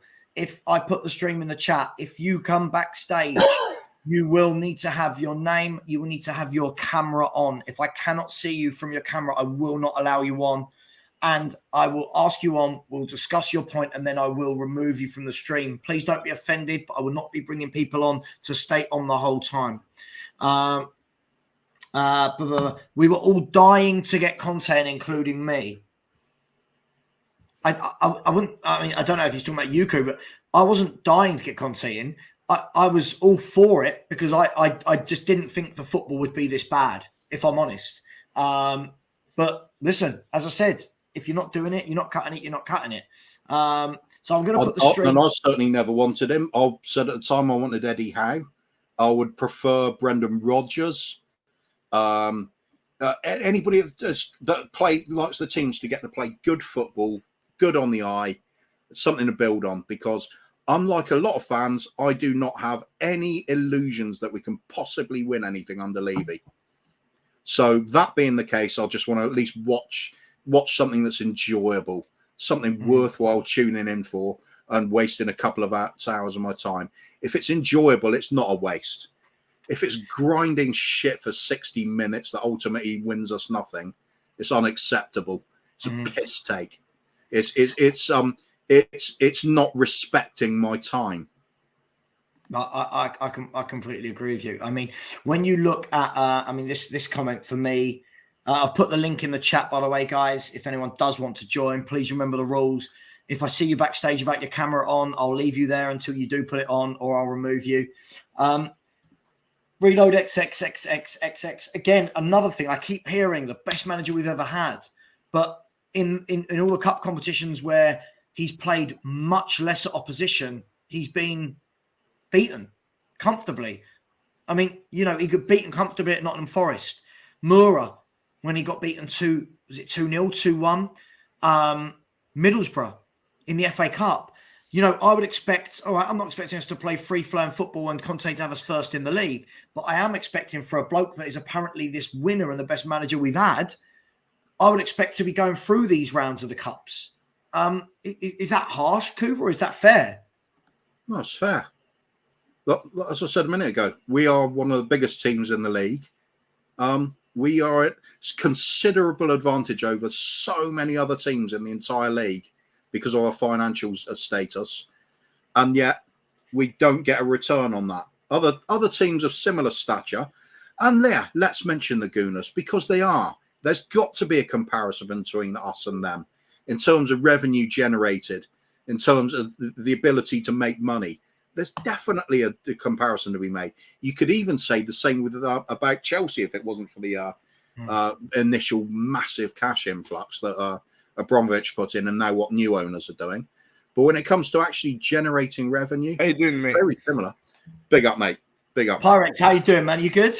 Yeah, I'm doing good, man. I just came here to land in the minerals, man, and give me perspective and that. Go listen. The floor is yours. So all I'm saying is that I think I understand you. I'm 50-50 with the Conte out thing, but I totally respect Savva, your objective, and this, that, and the other, and Kuva. But for me, I don't get the Conte hate at times. I know he has been poor, and the stats are not good, and the Spurs football is horrible. But since he came in, his win rate is quite good. He has for me. I felt like he has made you guys more resilient. You know what I mean? You don't just roll over and look at the Chelsea game. You need to draw in the end at the bridge. You know what I mean? Against the odds. And also he got you top 4, first manager to do it in 3 years now. So so I think you guys are a bit harsh on Conte at times, isn't it? Listen, I get it. I mean, first and foremost, it all depends for me, Pyrex, how much credence people put on top 4. It's banded about for me like it's this magical thing when it's never been that in football. He got us top 4. And the only competitors we had for that was an Arsenal team that didn't even have any forwards, right? So for me, I didn't see it as this wonderful success. I saw it as he was doing what he should have been doing with that squad that Nuno couldn't. So hats off to him. He did it.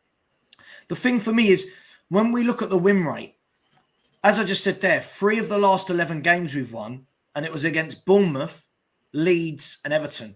2 of those games having gone behind.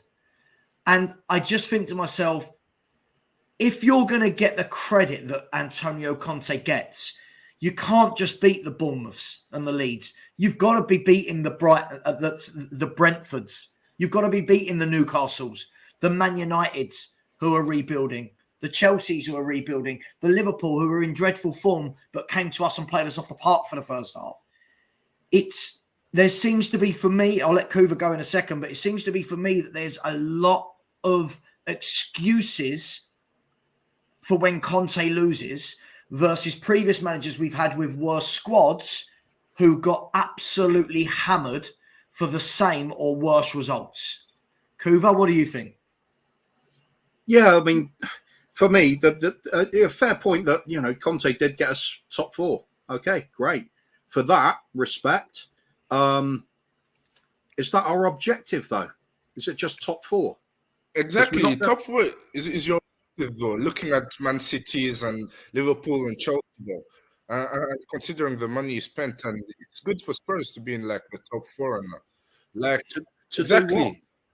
Come on now, look at Wigan. Look at teams like Wigan and them and there. Would they rather have stayed up instead of winning them cups? Come on now.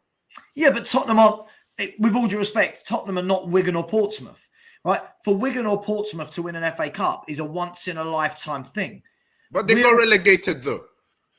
Because they're not Tottenham. Let's be really, really honest. The whole Wigan won a cup and now they're not in the league. Wigan were punching above their weight being in the Premier League for years.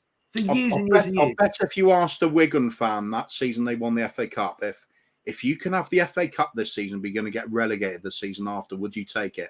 I bet they would have taken it. Absolutely. I'm not saying Conte's a bad manager. I'm not. I just don't understand the love for him. I see a lot of Spurs fans that come out with throwaway lines like, he's the best manager you guys have ever had. I wasn't born 5 years ago, so no, for me, he's not the best manager we've ever had. He's not, but he's definitely up there, though. Because... for what?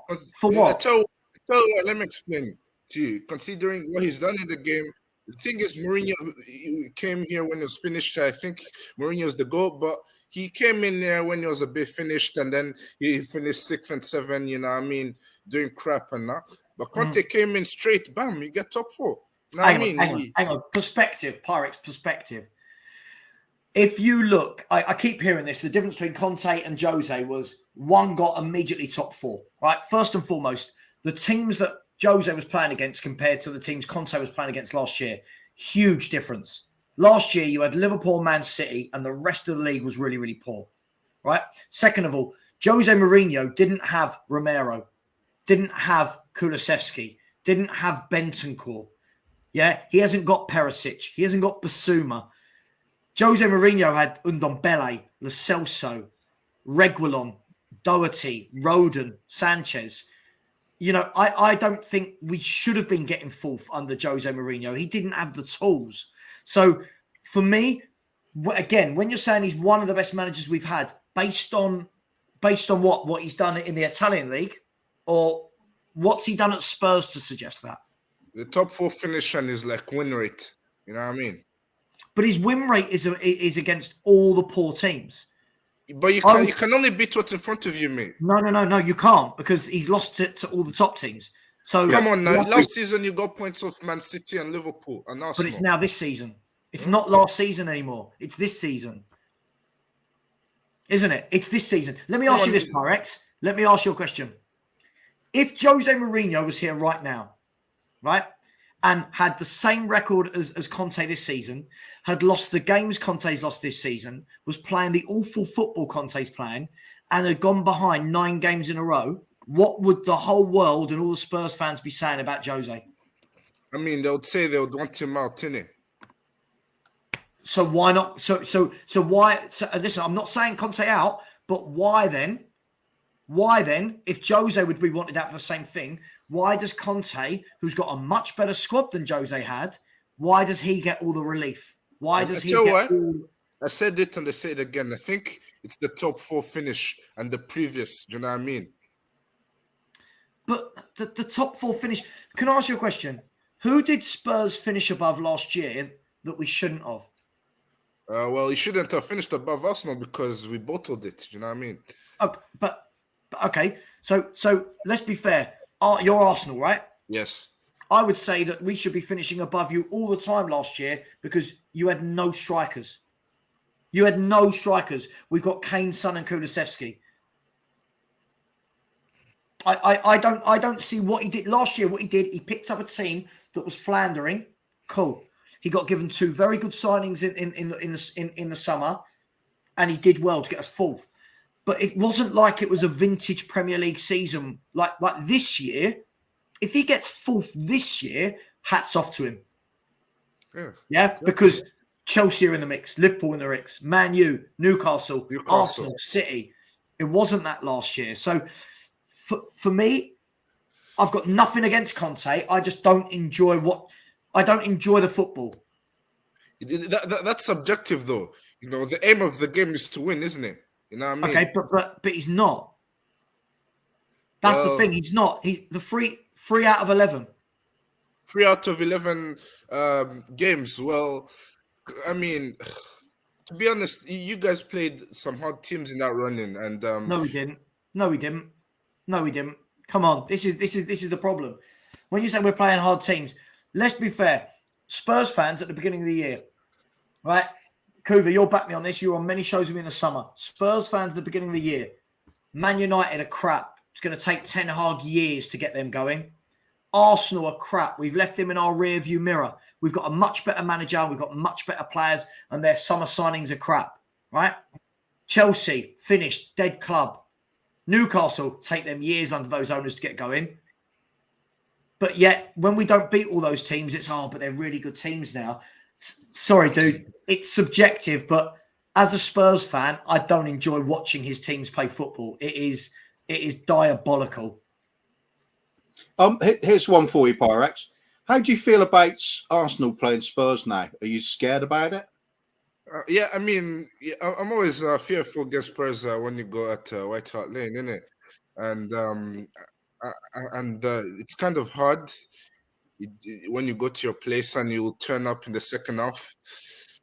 And yeah, that's what worries me, man. We go in the lead at White Hart Lane and end up losing, man. I'm tired of it. Well, put it this way then. Last season, if you had a fear going to White Hart Lane, are you more scared about Spurs of this season than you were last season? I feel like we can beat you more this season, though. There you go. Why? Well, you have been in shocking form and we're flying. But when does form stop becoming form and it just becomes who you are? Nine games in a row going a goal or 2 goals down. Is that form or is that just who we are as a club? Well, it's actually a style of play, isn't it? Because you set up to sit back and absorb, and you have to give Conte credit in a way because that shows resilience to come back into games. But Pirates, here's my thing I'd say on that, and then I'll let Kuva have a go. James Ward-Prowse has equalised for Southampton at Fulham, by the way. No doubt it was a free kick. Yeah, someone said it's a free kick. Here's the thing with this whole mentality. Like, I think I see you put it in there a bit, right? You said about mentality monsters. And I get it, right? I get it. I'm a huge fan of if a team plays badly, like today, if Man City play badly but win 1-0, you go, well, that's a sign of a great team. They've played badly but still won. But that's if you do it every now and then. When you do it week in, week out, that's not a good mentality because you're going behind every game. So that mentality to me shows me that you're not set up correctly, or the players aren't listening correctly, or the players aren't capable of carrying out, or the manager's not learning. So for me, is the mentality that good because we keep coming back against Bournemouth, against Leeds? He came back against Chelsea. Come on. Give him credit. That was daylight robbery. I mean, we deserve nothing out of that. But that should have been 5-0 at half time. It was, look, I give them credit for it, Pyrex. But the problem is we've gone backwards from last year. Yeah, you have, innit? You can show me any stats you want about win rates, about this, about that. But last year, football in patches, this year, I can't remember a game we played nice football. I mean, I can tell you the games. I thought you played good against Southampton, and I thought you guys played good against Everton, man. You had lots of chances, man. Everton went in the game. You've just named 2 of the bottom 5. Doesn't that sum it up? So you've just named Southampton, or rock bottom of the league, and Everton, who have lost 8 of their last 10, I saw, or 7 of the last 9. Yeah. Do you know what I mean? 2-0 down to Brentford, 2-0 down to Bournemouth, 1-0 down to Leeds, 2-0 down to Newcastle, 2-0 down to Man United, 2-0 down to 1-0 down to Leicester, 2-0 down, 2-0. Mate, listen, I get it. And for me, if you're going to compare Spurs and Arsenal, which I think we always should, because we are, whether we like it or not, we're quite similar in stature. Quite similar in ability to generate some cash. You look at what we've done, the 2 teams have done from last season. Arsenal just miss out. You could see that there was a plan there, though. You could see where they're going to go with things. So what do they do in the summer? Arsenal buying Zinchenko, buying Jesus. Good signings, really good signings, straight into the team. You go up, you elevate yourself to the top of the league. Us, in a position where we finish above you, invest so poorly and start playing in a worse style that we're going down from that 4th place position.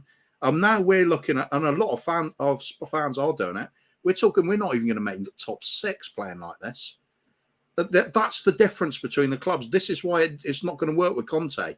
It doesn't matter how good people perceive Conte is, he will not be backed to be able to create success at this club. And that's it. It's a case of kicking the can down the road. We've got Conte, and we're persevering with this turgid sort of football for an hour of each game, just because we think he might win something. The evidence suggests he won't. And we're just going to fall further and further away till he walks away or he gets sacked. That's just what we do at this club. It's always the same. Certainly under this management, it was pretty bad under Sugar as well. I think we've been absolutely stagnant for 30 years. Just the occasional bright spots, Redknapp, Pochettino, little phases. Martin Yole, at least we've got some football from him again. But on the whole, every time we have a chance to build on something, we just don't. Knock it back down, innit? Back to square one, isn't it? Yeah. But this is my whole thing, Pyrex. When we, just look at, as Kuva said, look at what you guys done versus what we done in the summer window. By the way, John George, I can see that you're in the background. Without a camera on, mate, there's not a chance you're coming on. That's what I thought. This is the thing, Pyrex. Look where we were and what we had to offer versus you guys. So as I said, I was told by every fan, Arteta's awful. Yeah, Arteta's awful when he's only got Europa League to offer. We've got Champions League and we've got Conte, one of the best managers in the world. Right? But look at the trajectory of Arsenal since that happened, with no Champions League to offer. You went out and bought players from winning clubs. You went out and bought winners. Zinchenko, Jesus, no matter how little they play, they're winners. They've got experience of winning. They knew how to play your system. There was a plan. Right? You bought back Saliba straight in the team.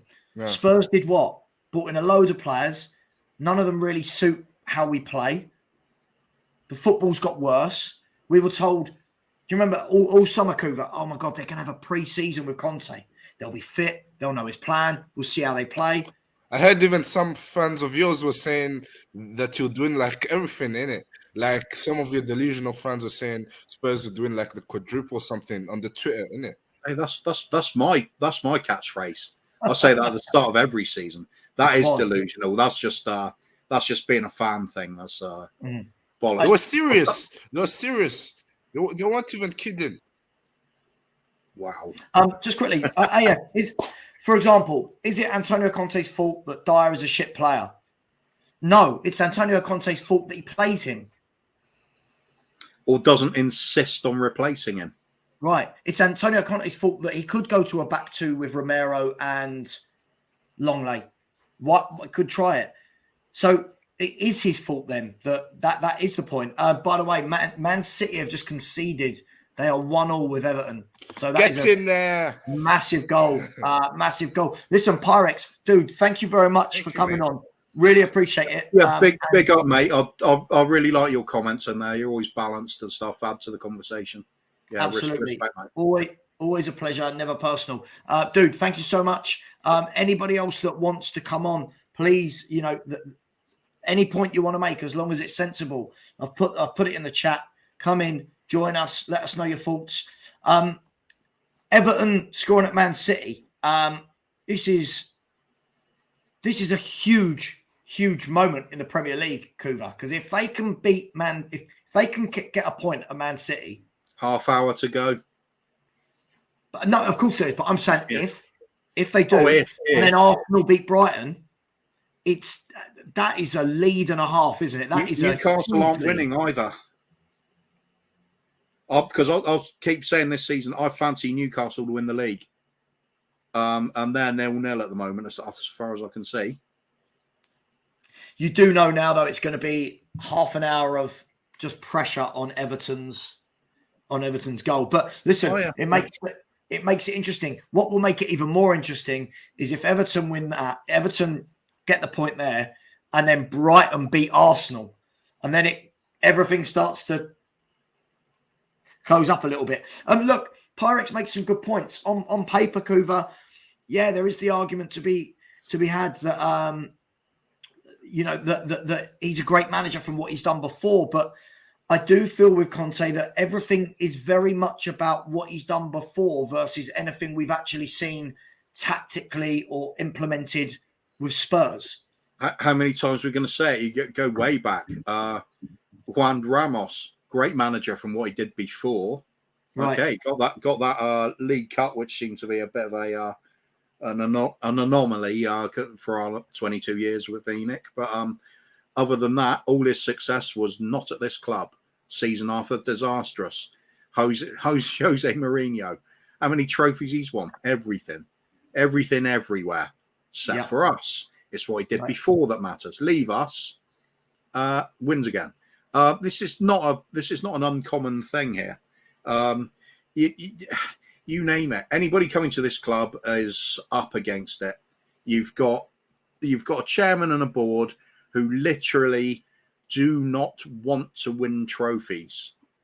There's no other way of looking at it. They are only interested in balancing books and growing the value of the club. That is it. Yeah. Anybody that's still thinking otherwise, how long do you need before the penny drops? Another 20 years of it? Absolutely. 40 years of it? Absolutely. Guys, the link is in the chat. This is, listen, as a show, as a channel, I like to give people the opportunity to come on, say your piece, make your point. This isn't a dictatorship. Any Levy in people, any Nick out people, any Conte in, Conte out, anyone wants to talk about Kane's contract, about signings in the window, feel free to come on. Just have your camera on, and we'll certainly welcome you on. Just like I'm starting to build up to a rant again in a minute. I'll swear. I'm excited. I like it when I get you to the point that you're going to explode. Oh God! Now it's Greg Spurs saying now Greg's can increase club's value.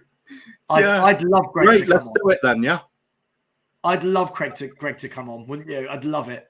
I'd love to see what he looks like for a start. I'd love him to come on. But listen, it's in there if anyone is interested.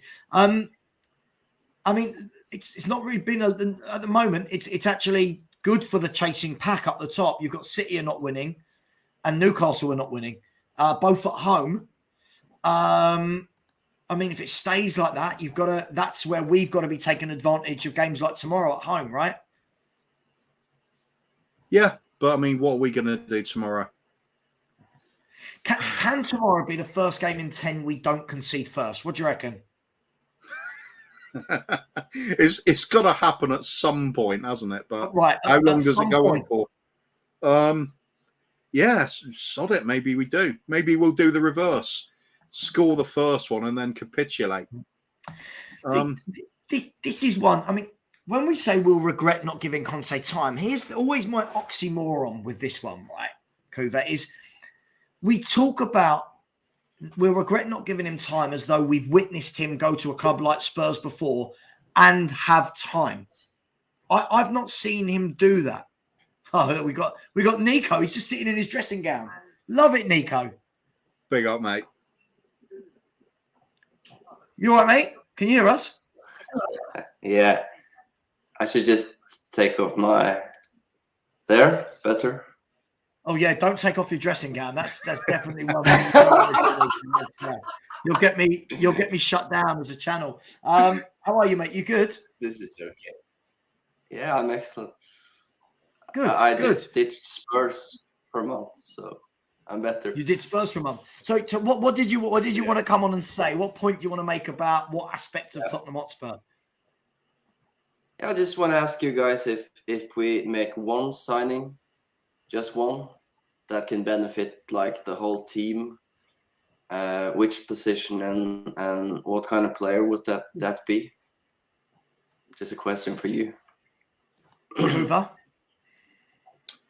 For me, the most urgent, despite the fact we desperately need a right wing back, I'm still going to say dominant central defender, that somebody that marshals the defence, dominates in the air, and is just fully competent. A leader. We need somebody like that desperately on the pitch.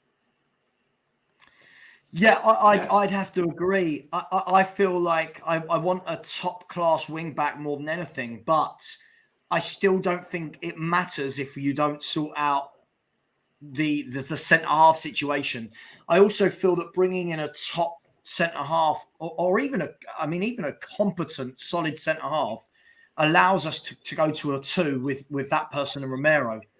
And I think we've just witnessed that Romero's just played a whole World Cup playing alongside a guy that was told he wasn't good enough for the Premier League in Otamendi? Who's that? Otamendi? Otamendi, yeah. A guy not good enough for the Premier League, too old. He's just played centre-half alongside him and won the World Cup. So for me, I think... Never injured. Never injured for absolutely. Argentina. Not 1 minute injured. Played everything, right? Absolutely. I think what that tells you really is, listen, for me, I don't know what you guys think. I think we are a massive stepping stone for for Romero. It is Christian, right? Yeah. Why am I thinking I've got that wrong? Yeah, I think we're a massive stepping stone for Romero. I don't expect him at Tottenham for long. And I think once one of the bigger boys comes along for him, he's got Real Madrid written all over it for me. That kind of nasty, that South American centre back. That's your Ramos replacement, sort of. Except for nowhere near as dominant as Ramos was, but he's in the mould, isn't he? For me, I'll tell you what, I don't have a problem with players coming to use us as a stepping stone if they need to. Just buy the quality players in. Each time you sell them on, make your money, reinvest it in another quality player. That's not a problem. But what we do is every time we unearth a real quality player, sell them off for high value, we buy 5 players who are just basically shit or substandard. We might get one that plays okay out of them, and then the rest, it just doesn't matter, doesn't add to the first team. We reinvest terribly. Brighton, Leicester, they've been doing it. Leicester went off the rails a little bit lately, but generally speaking, when they sell on one of their stars, they've got the plan for the next one to come in. With us, we're scratching around thinking, who the hell can we sign? It's like there's no plan whatsoever, no long-term goal. It just makes you mad. You look up, it's coming back to Arsenal again, but it's got to, because it does make me bloody salty that they're top of the league. It should do. They're our rivals. Yeah, of course. And the very fact that we go from... Sorry, I'll finish in a sec. The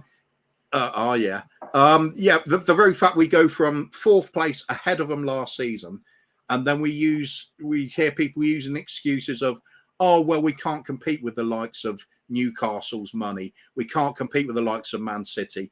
We can't compete with the wealth of Liverpool and Chelsea, and we can't do things like that. Funny how Arsenal managed it, though, isn't it?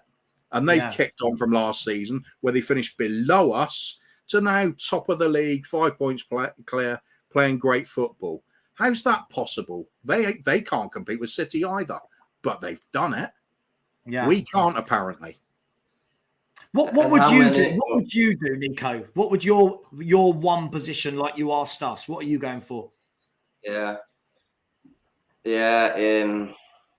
I think also centre back. We've been dying for one for so long, a class centre back, because that area is, and also keeper, I think, is also actually very important, because Lloris is now not as good as he was, but it's a central position. We have Romero, as you said, but we need another one. We need to get Dyer out of the club. It's so painful, this guy. And he's portrayed as a good person, green fingers, everything. I'm so tired of this guy. He looks so, deep, in his interviews and everything. He's just tactical. He's a tactical person. He's shrewd because he's tactical. He knows how to read the room, but he's not a good football player. For fuck's sake. We had him for 9 years. 9 years. It's worrying. I think the key thing here is, they're talking about Dyer getting a new contract. And I think the moment you give Eric Dyer, I think he's got 2 years left. Am I right in saying that? He's got 2 years left. And we're looking at giving him another 2 or 3 years. That, if ever you want to know about the club's kind of urgency to win things, the club's urgency to build, to grow, the Eric Dyer situation sums it up for me nicely. That's where we are. We did it with Ben Davies. We did it with Eric Dyer. Eric Lamela was here. He nearly had a testimonial. He was here that long, Eric Lamela. Davinson Sanchez has been here how many years? 5, 6? I don't know. It's just... I don't know. It's getting to the stage where we don't know when to move people on. We don't know, and that's what I thought. If we've already got them signed, it's much easier to just give them a contract extension than actually go and find a player, isn't it? Of course it is. So what is the contract situation? If you look at the first team, what is the contract situation on the best 11? Dyer is 2 years, and then it's Dyer's got 2 years left. Yeah. Harry Kane's got 18 months. Hong-Min Son signed a new deal, didn't he, in the summer? So I think he's got like 4 years left or whatever it may be. Other than that, I mean, is Kulusevski? He's not even a Spurs player yet officially. Romero, I don't think it matters, because I truly believe he'll go to a Real Madrid, Bayern Munich, someone of that ilk. Other than that, I'm not really worried about anyone else leaving. I'm not really that worried. No. Perisic can't have long. Yeah, but that will be equally as important as the ones we get in, that we don't renew the contract on the draws. Because if I see, and I heard what you said, Savva, about Sessegnon probably will get a new contract, because that's the typical Spurs move. If that happens, I give up. I just give up. Because this is what we were told Paratici was coming in to do, was to look after footballing matters. Now, if a director of football comes in and in their first 2 years offers Dyer, Davis and Sessegnon new contracts, it tells me we've got absolutely no ambition at this football club. No ambition at all. Yeah. But they have to be very good at selling the point that they are British players, right? That has to have a huge value and experience. I don't know. Social hierarchy experience. Something we don't. English players cost a lot, right? To go and buy English players, that is not what Daniel Levy wants to be in a position to do. Okay for the Jed Spences, because there'll be 15, 18 million. But he doesn't want to go and buy an English player like Guehi or Tomori or Madison, because they cost money. They cost big money, proper money. And equally, this scouting situation has to be massively improved, because, as you guys have said, we never spot the talent. You know, we never get some player out of the blue over any other club. It's always these safe players that everybody knows about. Never it's like, oh, who's that guy? He was great. He plays for Spurs. Never happens. No, ever. No. And we used to. The only truly important thing at the moment for when the transfer windows come up is that there are plenty of rumours about people we are linked with. That's all that matters. Give the illusion that we're trying to find players and everything's great. Then it doesn't matter. Oh, we couldn't get somebody on the last day. We really tried with all those bids that we actually didn't put in, but we were interested in them. Mm-hmm. But this is the thing, right? And we've said it a million times before. Even when we do make a mistake in the transfer market, that player then ends up being with us for years and years and years. Chelsea, Arsenal, Liverpool, Man United, they get these players. It doesn't work out. They move them on. They don't. There's no holding on to them for 5, 6, 7 years. And you know, the fans don't then go, oh, but you know, let's give him see what he can do next year. They're ruthless. The fans are ruthless. The directors of football are ruthless. The club are ruthless. They're winners. But yeah, I mean, look, Nico, look, I'm going to give the opportunity to a few more people to come on. Thank you so much, dude, for coming on. Have a great new year. And next time, try and wear some clothes. I will. See you guys. Okay. Thanks. Good man. See you later. Bye-bye. Kuva, we'll go until 5 to see through all the games. Just watch the comedy incident in the Man City game. Haaland getting fouled in the middle of the pitch, and whoever it was that fouled him ended up really injured. People just bounce off him. It's just ridiculous. Are they all over them? He's taken a bit of a thump in the side of the head, flailing arm from Haaland. Not his fault. He was being fouled while it happened. Oh dear! It just looking at the difference in teams. Are City going to snatch this? 10 minutes to go. Listen. This is a huge moment for Man City because they will not. This is a team that's lost. I think I saw 7 of their last 9. If you've lost 7 of your last 9, and then you go away to Man City, who need to close the gap on Arsenal. That's 2 massive points dropped if they don't get it. Here's a good question, Ralph Clarendon at the end. This is a big question as well. How come you guys don't ever address or explain why only 5 people showed up to last year's protest out of £80,000 in London? I've seen the question so many times. I'm not sure it was 5, but whatever amount, it was a disappointing amount without doubt. You know we need more people doing it. But it's because we have so many fans that just don't care. That's the end of it. There's a lot of people who will go for a day out of Spurs. They don't care about protesting. They just want to watch a bit of football, shovel a bit of overpriced food and drink into their gobs while watching it, and piss off again. They don't care about standing out in the cold, explaining themselves.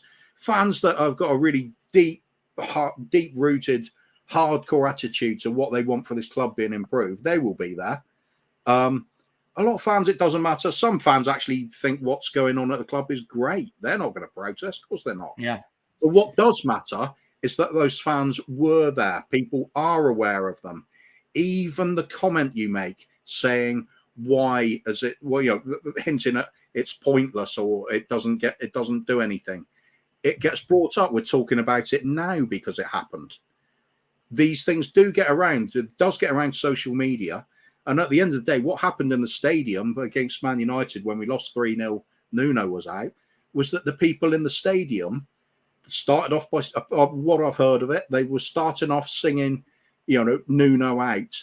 Then people started saying, you know what, Levy out. And then it grew to Levy out. And he panicked and ran out, basically evacuated the stadium as quickly as he could because he was rumbled. It does work. We're in an age of social media and stuff. If you want to get things done, you're better off getting on here and getting online. But you still need that focal point. You need that image on the screen. I don't care if it's 5 people out there protesting. I don't care if it's 10 people out there protesting, 100, 200. The more the better, yes. But as long as somebody is there, then there is an image. There's a focal point for everybody that's pissed off. Everybody that's apathetic about the club, everybody that thinks everything's good at the moment. There will be some point where the penny drops and they'll realise it isn't good enough. Oh, if only there was something we could do about it. Oh, look, Brian Daigle's out protesting. You know what? I think I'll go and give him a bit of support. Or I think I'll repost his tweets, get more involved in that. That's all you can do. We're in a lazy, apathetic society. I agree with this as well. I agree with this as well, Quiver. I think a lot of it has got to depend as well when it is. If you're going to protest during the day, then I think you know your pool size of people that can join in who are at work is down. I think for it to be effective, it needs to be before a game, it needs to be after a game, it needs to be on the weekend in some way, some way, shape, or form. But I also truly believe that, like you said, when there was that momentum with the Nuno piece and it's spilt into, okay, Nuno out, well, actually, ENIC out. It then needs to be consistent. But because he brought in Conte, people all of a sudden forget. I want to stop seeing top managers come in and I want to start seeing players come in. Our fan base seems to be so easily pleased by manager names rather than player names. And for me, if you don't get both right, here he is. If you don't get both right, then it doesn't matter. So for me, when they were singing Levy out because of Nuno, that should have then spilt over to, I don't care if Conte's in, get Levy out. For me, that's when it should have continued, but it didn't. As we've talked about all week. Very, very, very quickly before we give up some airtime to one of my favourite people of all time. The other thing is it's the amount of people that will go deliberately against it. They'll go the full-on fan club style, fanboys of Daniel Levy. It's like it becomes more important that the club makes money than win things. And fans he seems to have a fan base doing that. It's really weird. It's some sort of weird cult. And they'll look at us as being strange when we don't think that's good enough and we need to win things. Yet they'll cheer when the financial reports come out and brag about how much money we've made. Look at these graphs about spending power and how little we've paid on wages and things. Are you going to put that on your bloody wall? I'm not. I don't get these people. So just because they exist doesn't mean they're right. And just because not a lot of people are standing out there protesting doesn't mean they're not right. You make your mind up at the end of the day. Brian Daigle and all those lads that stand out there in freezing cold and brilliant on them, every single one of them, giving their time up for that. Full respect to that. So every time they're doing that, it does make a difference. We are talking about it now. And I think it ties in with what Ralph Clarendon was saying. And he said, that's a great point. They did a great job because we are talking about it and he remembers it. That's it. People Brian, remember it. It's there. They do. Brian, let me bring you in here. Straight away, big up, my friend. Big up. Mm-hmm. Do you think any of the movements, any of the protests, any of the ENIC out, Levy out will mean anything all the while the stadium is still selling out?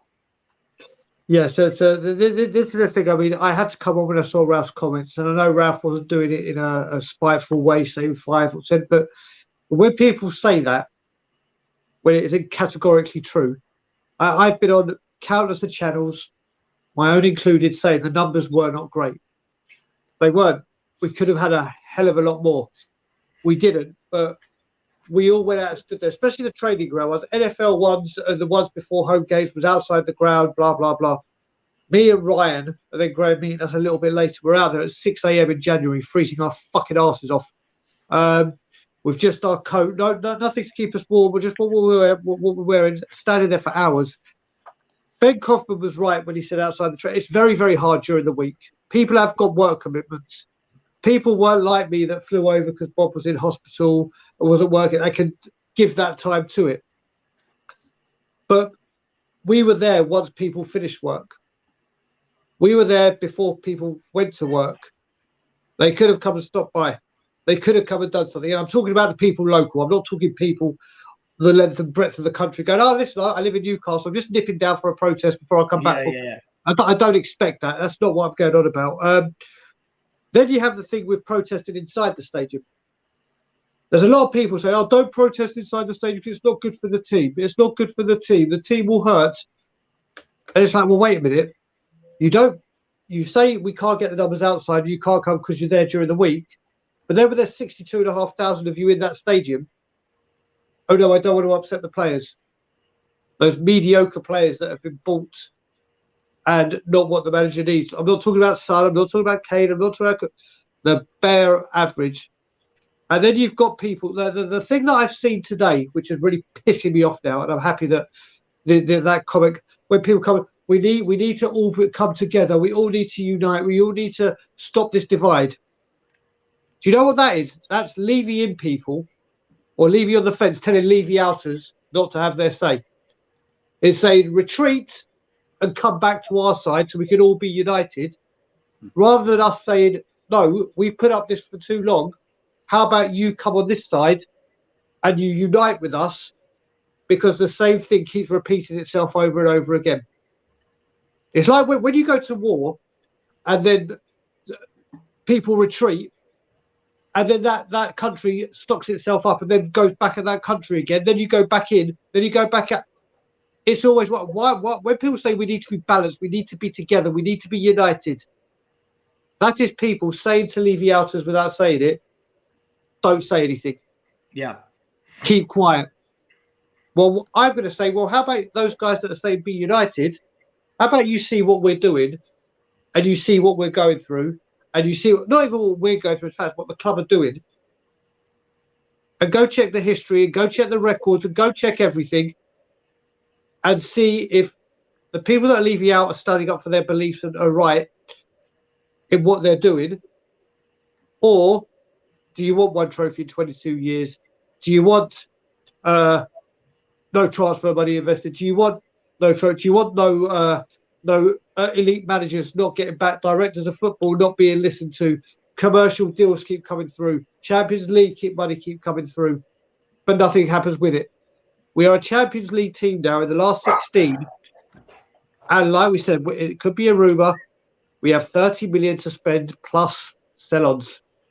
Champions League money, Skylar money, NFL money, concert money, boxing money, Skywalk money, merchandise money. Where's it all gone? There's a common word there, isn't there? I wonder what it is. It's just frustrating me today when people are saying, can we have balance? Can we please back the team? And people have got to goddamn remember, we are Levy out. We are not Tottenham out. Yeah. We are not Tottenham out. And I hear people saying, you get a season ticket. You get a season. You're giving it money. Do you know what? Look at this figure. I know people that have had season tickets for 30 years. So that was before they came. And that is there at the end of the week, whether they're happy with the situation or not, their release and their relaxation and their hobby and their passion at the end of a hard-working week is to go down to N17 and watch the beloved Tottenham Hotspur that they supported before Sugar, before Scholar, before however long. There's still people around that were around with Bill Nicholson. There are still people that have seen the great Spurs teams that have still got season tickets. Those parasites will sell at some point, and then you're not going to be able to get that season ticket back. People even have those season tickets that are passed down from generation to generation. Why should they give up? I agree with them getting season tickets. I'd never give mine up if I had it, but I won't pay for one. I don't live here anymore. But why should they give up something that they've supported and done for decades and decades as their one sole bit of, not their one sole bit, I don't want to be patronising, their huge passion in life is to look forward to going to see Tottenham. Why should season ticket holders give up their tickets? What I think season ticket holders should do, if they leave you out, is don't spend money in the bar, don't spend money in the restaurant, don't spend money in the club shop. But never, ever, ever give up your season ticket, because you've worked damn hard all your life to get that. And that's been your one passion throughout the years that you've had it. Never, ever give your season ticket up, because you go there to support the team, not that parasite. And people need to remember, every single person that is Levy out is Tottenham in, Conte in, or maybe not Conte in, that's a different... But everyone goes there. We all love Tottenham. We all support Tottenham. There's a very large portion of us, and it's getting bigger and bigger. We just don't back that person. The final thing I'll say before I let you two speak, people would say that we can't do much with banners, we can't do things with that. We've had Annie Gold come out. We've had Last Word of Spurs, Lee McQueen come out. We've had other people, Paul O'Keefe starting to come out.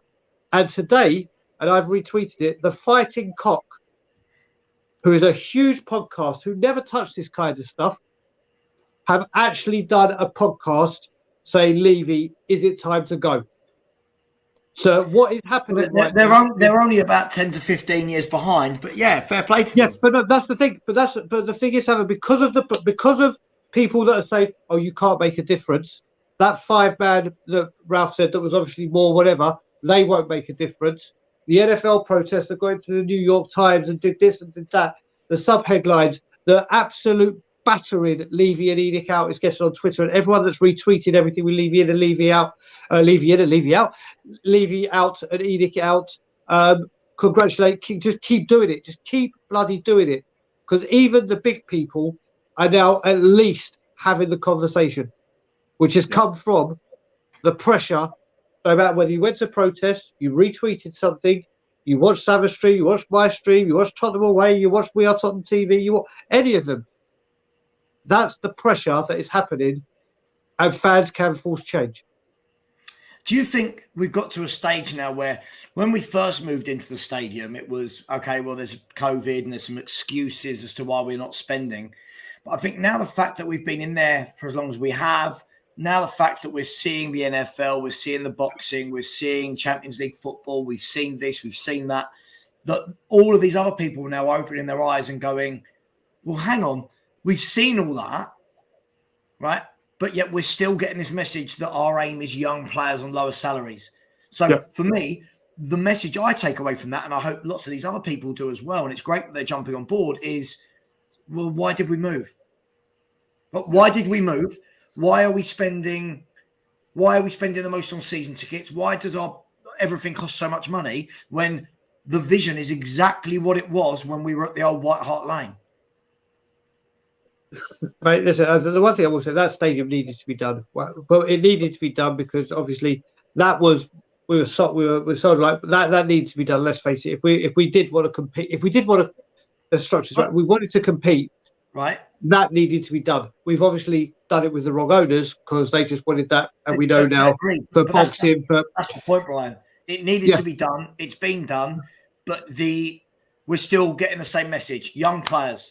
We want young players. That's the club's vision. Well, the club's vision right now is starting 2023 out of the top four. So I get that, but this is how do these fans then that support Enoch and support Levy, how do they not hear this? How do they not hear the frustration in the manager's voice? How do they not hear these words coming out that our vision is to do what we've always done, and they still can't go, hang on, well, we're not going to compete. I'm not going to keep hearing we're this small little club anymore that can't compete. I don't buy it. It's not true. We've got money. Yeah. The infrastructure's there. Everything's in place. So I'm not buying that from these people anymore that go, oh, well, we haven't got the money, City and this. Well, look at Arsenal. Look at Liverpool. Do you know what I mean? Look at it's crazy. Well, the one thing is sorry, Kuva. Go on, Kuva. Yeah, so I was just quickly saying, again, it's the simple fact. I said it earlier. We do have a massive financial advantage over the vast majority of teams in every competition we play in, bar the Champions League, or even then we do. So the fact that we don't win anything and other people with the same huge financial advantages do. Shame on us. We are not fulfilling our potential. I don't buy into anything that somebody says, "Oh, we've got to break even though, because otherwise we're going to be selling, going into financial ruin." We've got billionaire owners. They could dip into their pocket anytime they want to. The very fact is they don't want to because they're just making a pretty penny out of us. Turned a £30 million investment into a £3 billion bloody organisation. And people say, oh, no, well, they don't really take any money out of the club. They don't need to. They've just grown the value. How much of a percentage markup is that? 30 million to 3 billion in 20 years? Yeah, I'd have some of that as well. But don't pretend it's for football reasons. That is pure for cash.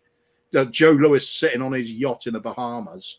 Is he thinking, oh, are we going to beat Villa today? Yeah, right. Yeah. Does he even know who Villa are? I doubt it. Anyway, the rest of it, I saw a comment earlier. Peter Simons, he was saying, fair play to Peter Simons anyway. He's always joins in with the chat, so, which is good stuff, no matter the opinions. He's saying Levy doesn't care about a protest outside of the ground. You know what? You're right. He doesn't. It means very little to him. He can shut the gate, carry on whatever he's doing. What it does matter is that other people are seeing that as they go past.